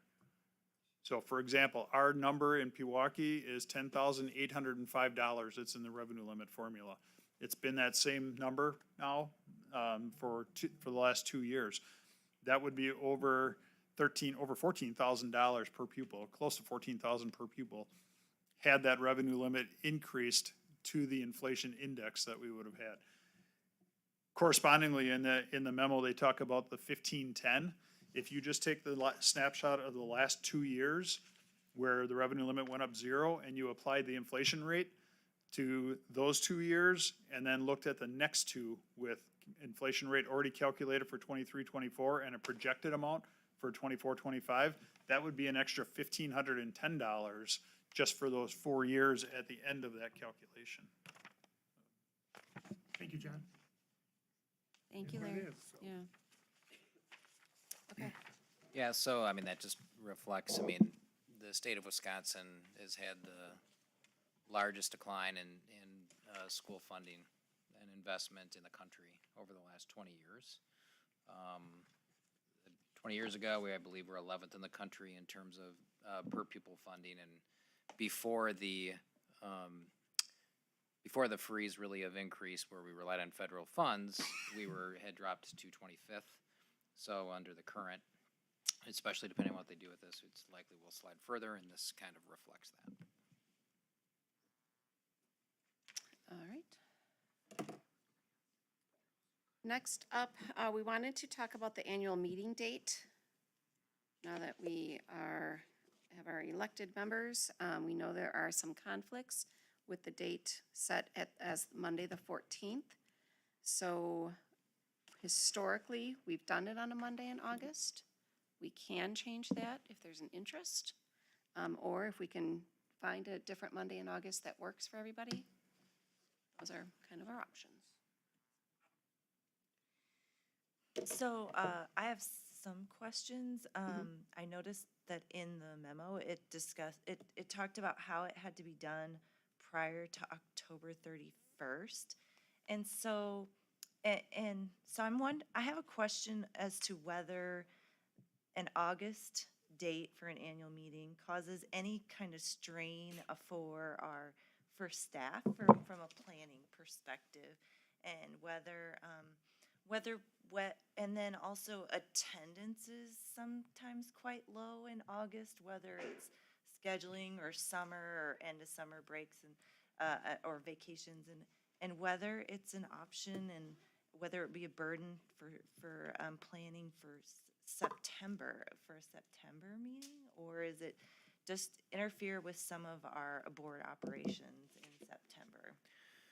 I would just say historically, that's the time frame the district has done it. I'd defer to John on, because he's the one that has, his department has the biggest load in terms of preparing for that and getting the annual report out. But as the memo said, there is time. It doesn't have to be at that time of the year. So John, I'd defer to you.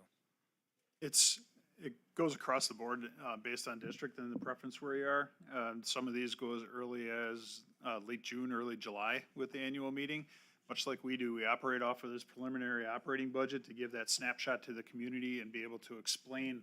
We picked August because it's after our audit typically, where we're gonna have technically unaudited numbers to present to the community as a treasurer's report, but it's after the end of the fiscal year, so they won't change dramatically. The only reason they're unaudited is because we haven't received the full audit report from the auditors, which comes in December. So we have an accurate depiction of our year end for that treasury report we give them. It's been the kickoff to the start of the school year. Some districts will hold that annual meeting in October. The electorate does vote on a levy. It's an advisory vote that happens on the levy. It really compresses the timeline to have any reaction or any adjustment that you make if you wait until October, because you have to certify that levy before the 1st of November. So having that room in between there is one of the reasons I believe it's historically been in August. If there is concern about the levy, if there is concern about that's brought up in that, you have time to adjust your plan moving into the school year before it starts. Yeah, it's a good question, Jane. If we switch it to the 21st, is there anyone that has a conflict with that? 21st of August, right? August. Okay. What do you think about the 28th being the first week of school, right? For, just the older kids.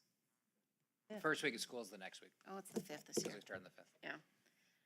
And it looks like in our agenda, we're discussing board meetings, because I don't have on my calendar board meetings starting in August yet. It's just this, right? Right. Okay. Yes. Our first school one is in September.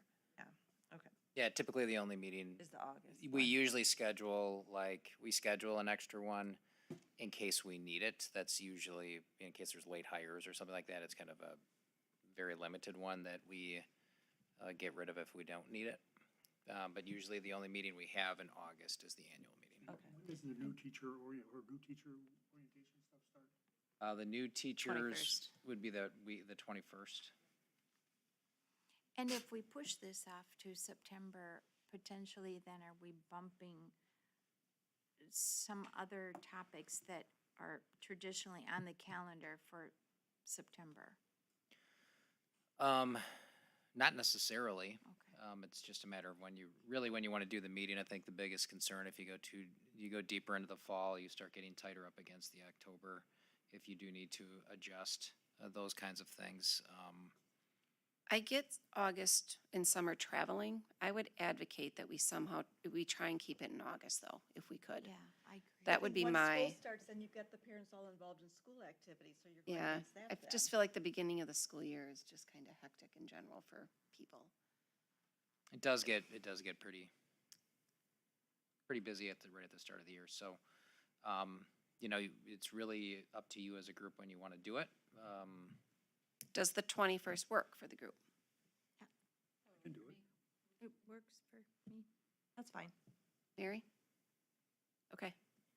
Are we okay with that? I think you need a motion, yeah. for That this. we set this year's annual meeting for Monday, August 21st. Second. All in favor of changing the meeting to August 21st, please say aye. Aye. Any opposed? All right, thank you, everybody. Thank you. Okay. Moving on to our state advocacy agency decision. Yes, so, little history, right, just to make sure everybody has all the context. Going back a little while now, we had a situation with NSBA, with a letter to the Biden administration that created a lot of controversy, which led to a number of state associations leaving NSBA. NSBA has since, the people that were involved with that are gone, right? They've done board changes, those things. We've historically always been involved with NSBA, have been regular attendees to their conferences and presenters at their conferences. Wisconsin Association of School Boards pulled out of NSBA, and then has decided, along with I think 23 other states, to join this new organization, COSBA, which is about a year old. So it's one of the newer ones. So WASB is no longer a member of NSBA and has now joined a different organization. So really, it's about this time of year that we tend to start preparing proposals historically to submit for consideration for presentations at the National School Board Conference. So we're looking for direction from this group. Would you like us to pursue that with NSBA? Would you like us to instead give COSBA a try? Because Julie's been in contact with them.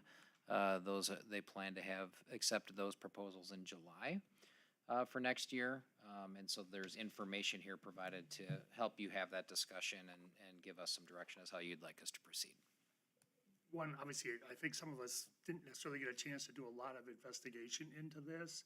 Because one of the things which I think is missing, I mean, this is, to me, it's not about doing the presentations necessarily, but what are the underlying costs associated with participating in these two organizations? So, yes, okay, fine, we may get the free membership in the COSBA one because of WASB, but oh, by the way, it's gonna cost us 3 times as much to go to their conference or something. So if there's any way that we could get some kind of a cost comparison and or, again, yeah, comparison of the level of services that we get. Now, granted, I think we stay with WASB, but, you know, where does NSBA and COSBA fit in terms of what we think we need to do or the level of advocacy that we need from an NSBA in Washington DC, because that's really where they would function.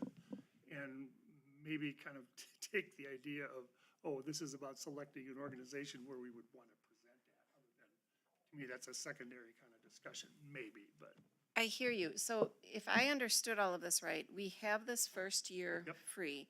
So as far as that goes, we take that, we belong to COSBA. Our NSBA membership doesn't expire until December. So then I feel like the decision we need to make is, do we encourage applications to present, right? We're just looking for, yes, direction as to what and maybe you just want to attend the conference or be part of that association and learn more. Maybe you don't want us to submit for presentations. Other than how much would it cost us, though, to become members of NSBA at a national level? NSBA, and I'll look to Julie, I believe they were going to increase our rate because we had to kind of fight with them a little bit on that this year because they had kind of jacked our rate up. And then they said then they put it back down to what it had been, but because WASB is not a member, they're charging us a higher premium. I believe it was north of $5,000 for next year for the renewal. And that would come in December. I was gonna say, I thought we had kind of had like a casual discussion about this before and determined that we would actually see some real cost savings by trying CASBA for a year. And if you look into CASBA, I mean, if there's any fears that it's this partisan organization, if you look at the 23 states that have joined, it's an equal combination of red and blue states. So this truly is not a partisan organization. It's, I think there's nothing wrong with it, and I think it's actually kind of exciting to try something new, and like you say, Mike, for a year, try it out. Go present, share our valuable information with this new organization and see what we think. Yeah, the only push on the time is if you want us to submit, because again, we are members of NSBA into December. CASBA, right, I'm understanding that because we're in WASB, we have this membership. But the thing that wasn't clear on that one, though, that's assuming it said, whatever, it was something in there that they were going to join the CASBA as of July 1st, right? Yeah, but it's on WASB, it's in WASB's communication. It was announced at the CASBA conference that Wisconsin's joining. So, And is that a done deal? I mean, that's my understanding. Wisconsin has joined. WASB's voted on it. Yeah, it was CASBA's communicated accepted by it. WASB that they're joining.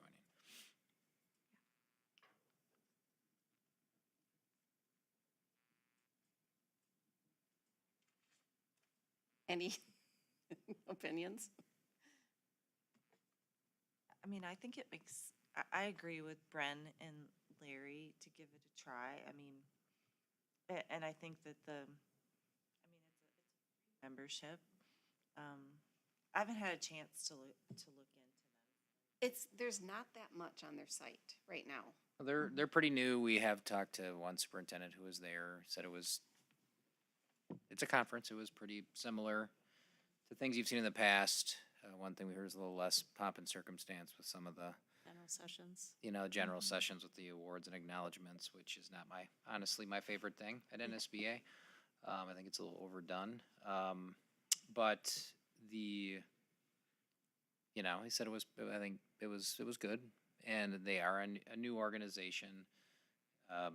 We're willing to do whatever you want us to do. So if you would like us to submit presentations to NSBA proposals, we can do that. Just know that, and we can, I don't know if you were to choose to not renew, if we are still able to go there and present, maybe, probably. Because that wouldn't happen till the spring. So. What it's worth, this past year, CASBA's conference registration cost was about $150 less, $200 less than NSBA's. Oh, it was, okay. And that's exactly the kind of information that I was kind of like wanting to dig into. Yeah. Because if we save the NSBA membership fee, that's, again, because it's probably going to go up, you said, right? So. So I found it. We currently pay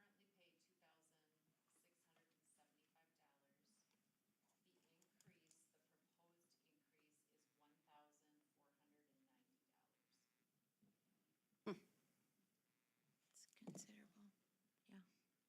And my other concern was, I really was disappointed with a lot of the offerings that NSBA had this year. And I'm wondering if a lot of other school boards are having this discussion and there will even be less there next year. Mm-hmm.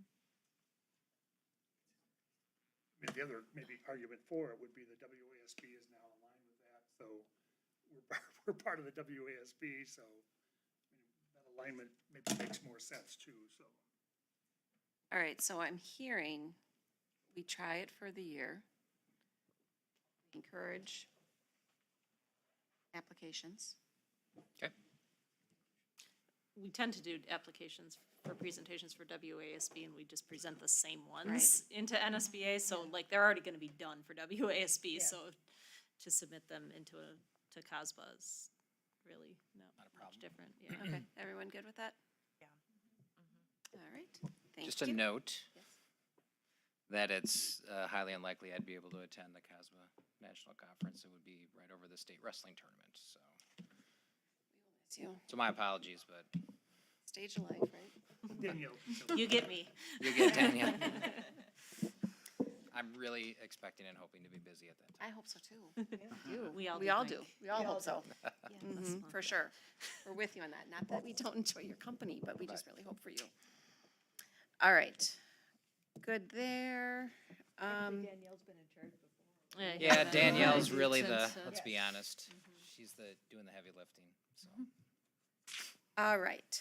So, Mary, you had some suggestions on our meeting format, which our meeting formats are part of our policies.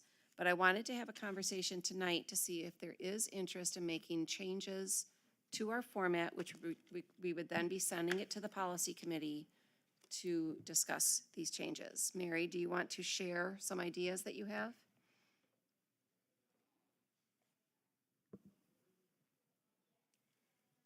The first thing that strikes me, or the only thing I'll speak to, is that we would put into policy what a meeting is going to look like, and thereby restricting what we're able to do on the agenda because we are referring to this policy. You would like the policy to be looser. I don't understand why there would be a policy at all suggesting what's going to go on by way of an agenda for a board. Okay, this is my first school board I've been on. I don't know any other way. The policy that you're referring to, I believe, is brand new.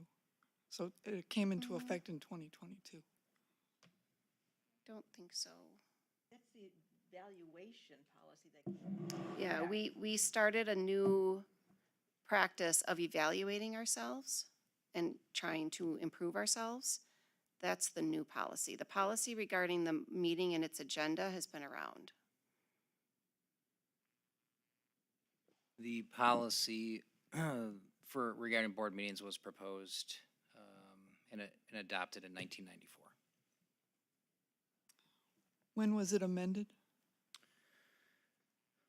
It was originally adopted July 5th, 94. It was reviewed and updated periodically, 97, 2005, 2010, 2015. It was at least reviewed, Mary. I'm not sure if there was any changes. That doesn't necessarily mean there were The changes. the last time was July 11th, 2020. I'm sorry, 2022. But that doesn't mean there were necessarily changes made. Well, it turns out that I have the 2018 version, and it's not in there. You have the 2018 version of our policy manual and it's not in there? That is correct.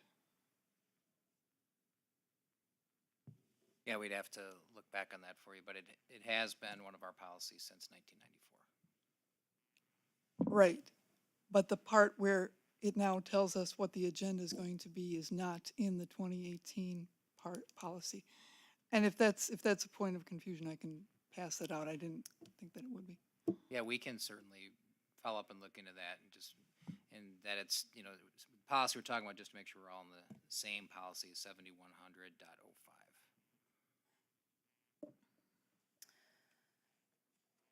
Okay.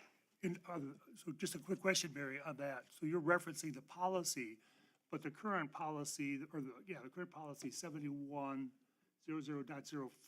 there's procedures that go along with that. Procedures can be changed without changing the policy, so. Correct. Is that what you're referring to, that the procedures or the policy? Because the policy doesn't specifically. I think I'm responding to the president's assertion that these meetings have to be this way because it's part of the policy. That the agenda is set because it's part of the policy. Other than, are you objecting to having agendas at the meeting, or what are you objecting to? I'm objecting to have the policy, the agendas being set as part of a policy. That seems So we have a very framework in our restrictive. policy, right? Yes, well, Right. it's in the procedures, it's built there. Yep. So again, I don't want to belabor this too much, but in 2018, there is no such delineation of what is going to appear on an agenda at any given board meeting. in 2022, the current version 23, that's now there. And that is what I'm assuming is being referred to when a suggestion that we don't do what we do here now is met with the statement that we have to because it's now part of the policy, so. Yeah, to kind of support what you're saying here, Mary, I'm just looking through, it is the procedures, and the procedures do show that those were adopted in 2022. So the procedures, not the policy itself. And so the procedures can be, oftentimes there's policies that don't have procedures. So procedures can be developed at any time or amended at any time. They don't necessarily require board action. Board is always informed, or oftentimes procedures are developed at request of the policy committee. So to your point, the procedures which do delineate the components of the meeting were proposed in July of 22, and they were approved in this past December. And Mike, is that in part because we do have a schedule for our meetings because there are certain months of the year where there are things that we do have to discuss, you know, like budgetary items and things like that? I think that's part of it, right? Yeah, there's the annual calendar that is provided at the beginning of the year, that calendar of topics, because as you know, like we talked tonight, right, about the budget, final approval of that's in October. There's the annual meeting, there's times of year that takes place, there's preliminary budget, there's when we typically do curriculum. So tonight you heard science, you know, the curriculum is always, has by our practice always been presented certain time of year. You get your continuous improvement reporting in the fall, right? So that calendar drives when topics typically go on those, because there's kind of a rhythm to the year that reflects. Mike, could you read out what 2022 looks like in terms of procedures so we all know what we're talking about? Yeah, those procedures, and it's in board docs if anybody wants to pull up 7100-05. The outline of practices related to the annual, and it looks like these were developed as we were working. The board spent quite a bit of time on the evaluation of meetings. So in terms of what seemed to prompt the development of these procedures, just in this past year or so as part of the board evaluation process, one of the elements you're focused on is the meetings itself. So it says below is an outline of established practices related to the annual evaluation of board education meetings, including the preparation of the agenda, the actual meeting, and the post-meeting topics. So there is a section on agenda preparation and meeting notices, and it describes that prior to each Board of Education meeting, the superintendent and board president shall develop each Board of Education agenda. The agenda is created using the annual calendar, which is what you were talking about, Bren, and schedule of Board of Education meetings and topics for the school year. The board president shall offer input and approve the agenda prior to publication. Notice is the responsibility of the board president and the superintendent. Next section is the actual Board of Education meeting. Talks about the time that they're held, where they're held, 7 o'clock, high school commons unless otherwise noted. Refers to the Board of Education, thoroughly reviews agenda items prior to the meeting, and references board packets with supporting documentation provided. And then it goes on to, and I think this is, Mary, what you've spoke most specifically to, there are 6 parts to Board of Education meetings. Those include citizen comments, spotlight on learning, recognitions and salutes to the public, community, staff, parents, and our students, the consent agenda, new business and action items, including board and administrator reports, board goals, and operations discussion items, and closed session. And then there's further definition of each of those. For example, spotlight on learning would be held at almost every Board of Education meeting during the school year. We don't do a spotlight, for example, in July or in June when we meet because students aren't here and in session. The other thing, Mary, back in the policy itself, the policy that was out there, if you have whatever the version is that you have, did it reference something specifically to Robert's Rules of Order? No, Larry, what it doesn't do is say that we're gonna have six specific things always showing up on an agenda. It is not that prescriptive. Yeah, the policy, just to kind of back up what Mary's saying, the policy does not list those things. The policy does reference Robert's Rules of Right. Order as one of the items. And because at any business meeting that I've been involved in where Robert's Rules of Orders are typically followed, they would have things like some kind of an introduction or whatever it is, but new business, old business, some of those things are typical in terms of business meetings. And again, I don't have access, whoever's got the Robert's Rules of Order handbook, those things would be something that we could pull up and look at and go through in depth. And you're right, I mean, some of the things relative to the, maybe spotlights on learning, and again, those are things that we brought forward because those are things that we do when we consider very near and dear to the mission, vision, and values of the school district. In other words, that when we focus on a spotlight on learning, we're focusing on something that we do in terms of supporting the teachers or something that we do to support the education of the kids that are here. So those are topics that we as a board want to stay very close to because ultimately the mission is educating the kids in the Pewaukee School District. So that's why we spend some time on that. And we spend time on John's budget stuff because we have to have the funds to pay for it.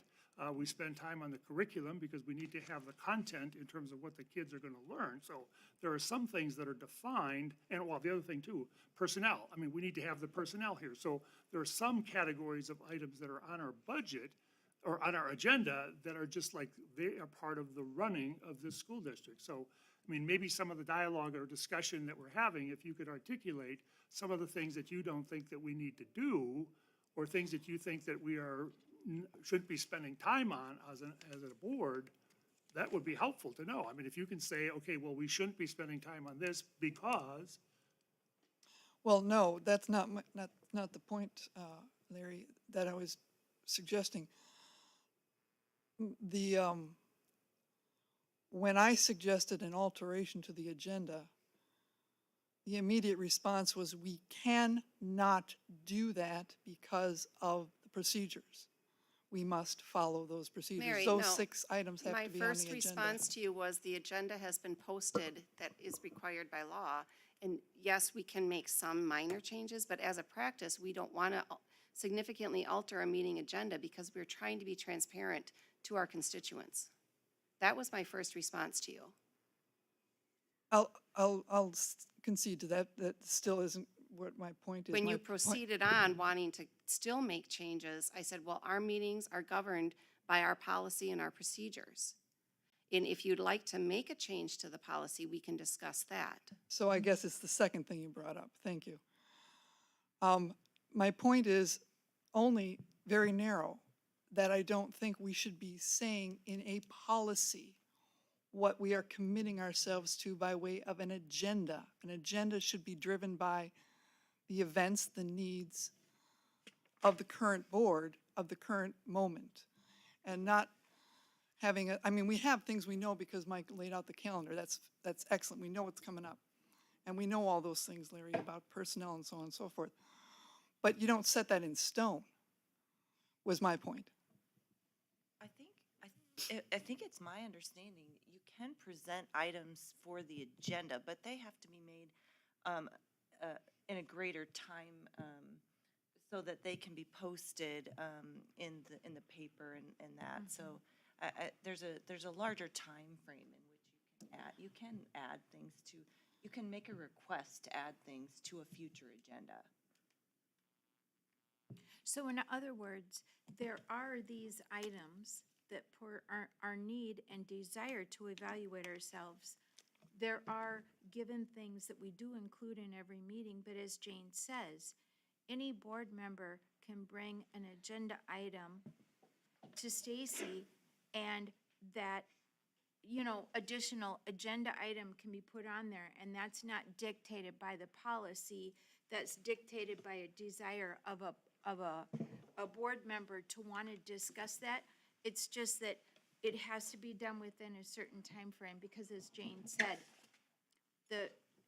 in due fairness of transparency to the community, they have a right to know ahead of time that we're adding this to the agenda.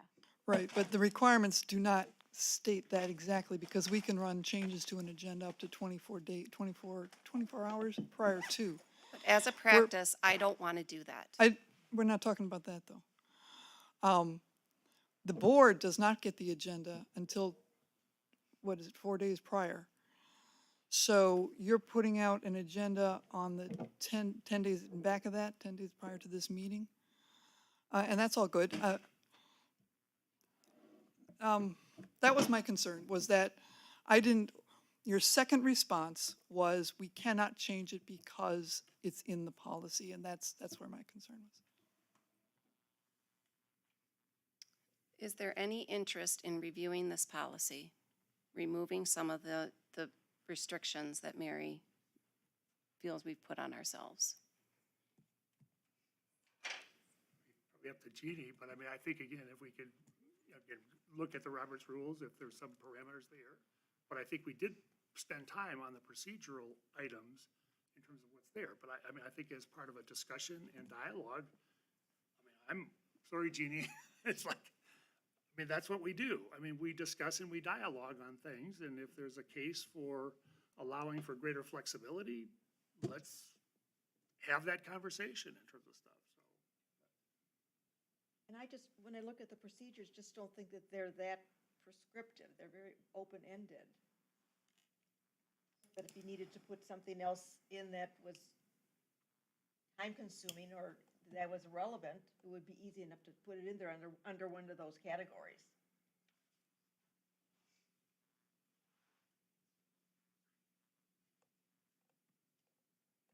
So do we refer this back to the policy committee then, to take a look at it?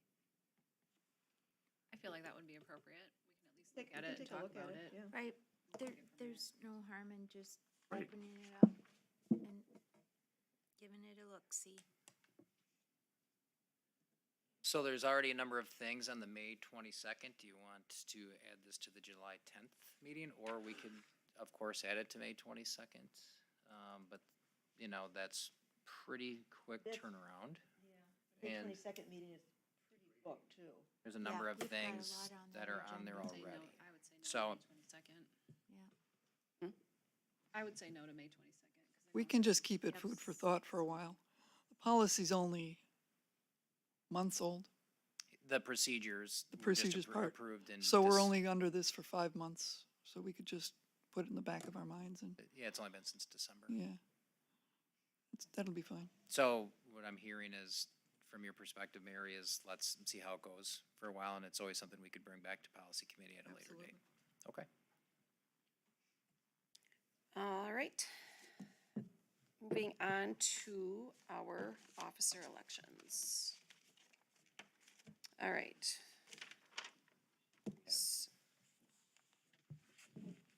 My Daniela's sign trustee is, assistant. she's our, I've referred to her as the ballot Vanna. queen.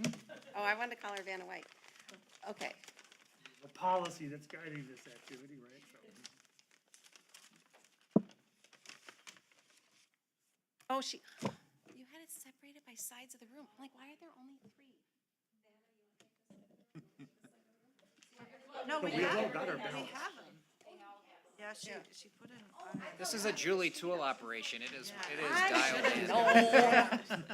Julie's got this. I'm sorry. So just to, Okay. yeah, so just to be clear, there's the nomination ballot, which is which color? The blue one. Okay.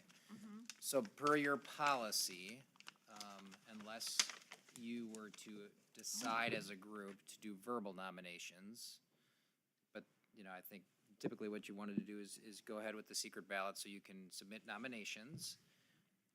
You begin in order with a board president position to nominate. Anybody who's nominated can be voted on. And so a majority of subsequently you will vote. And whoever receives a majority of the quorum of the board, in this case would be at least 4 votes, and would be selected to that office. And as we progress through, just to kind of refresh, because you only do this once a year, the new officers would assume those positions at the next meeting. I move to nominate Stacy Newcomer for board president. We're writing. I think we're doing We're written. writing them down. We're doing the written. Thank you, though. I appreciate your support. We're writing We're them writing down? them down. That's So what the blue one- ballots Yeah. are for. write on it the down vote. and then give it to Vanna. Well, I guess now you know what my vote I is. think we know where Larry's going. So much for the secret ballot here. Thank you, Larry.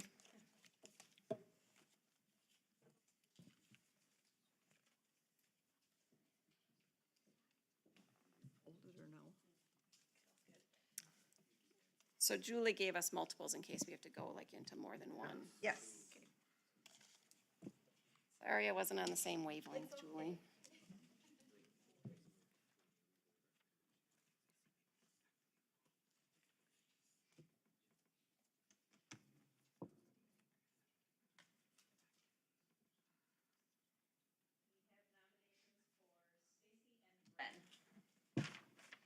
Okay,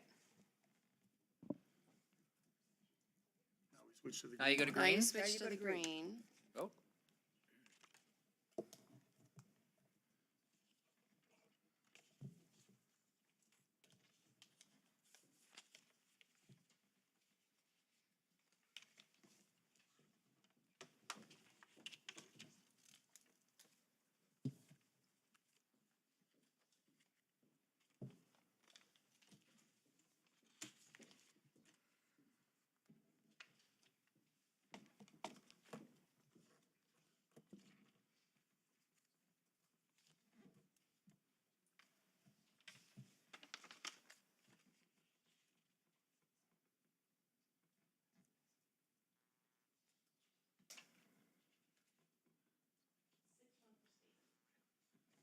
Thank you, everyone. All right. Vote. 6-1. So nominating for vice president next.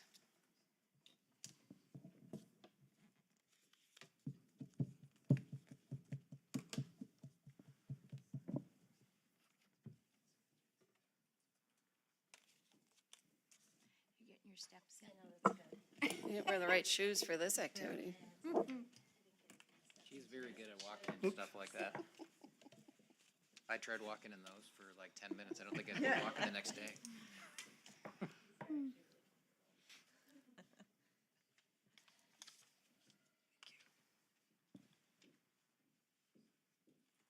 You should have started tracking. Right? Yes. See what it is, see what you get.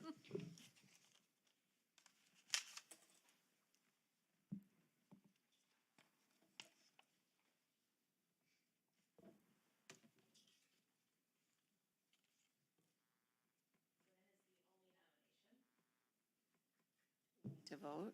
You do need to vote. Yep, voting on the green one.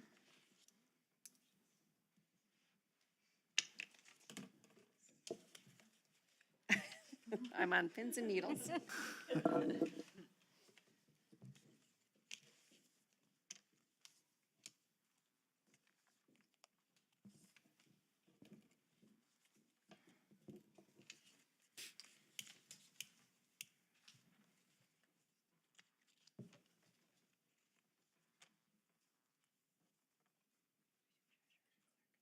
Zero for Brent.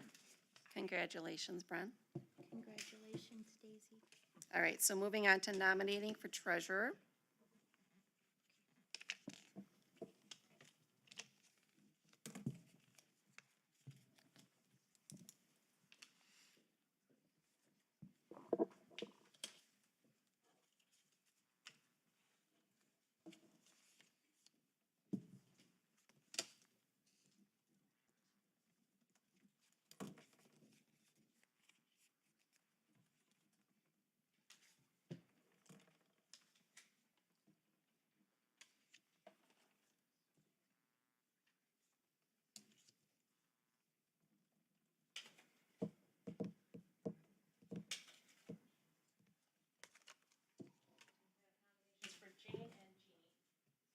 Okay. Voting Jane and Jane and Jeannie. Jeannie. Yeah.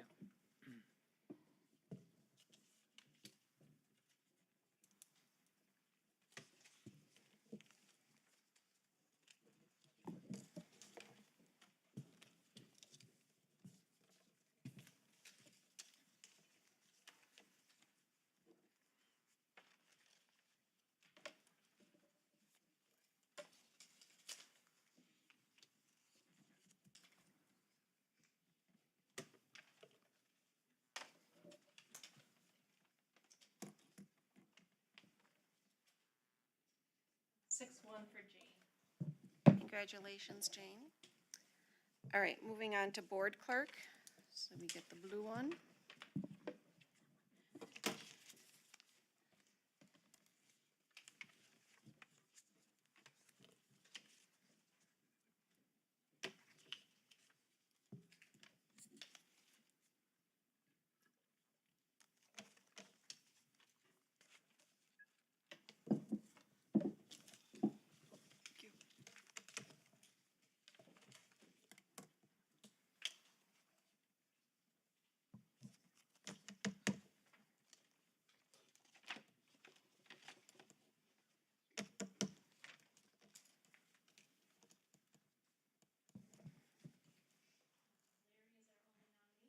All right.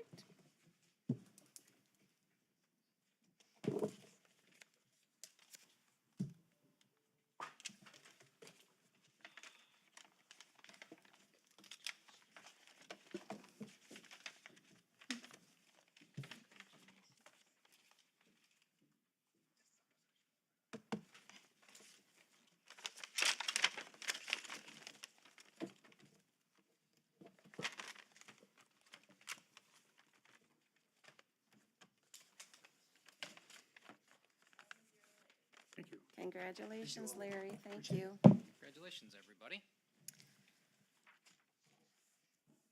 All right. So now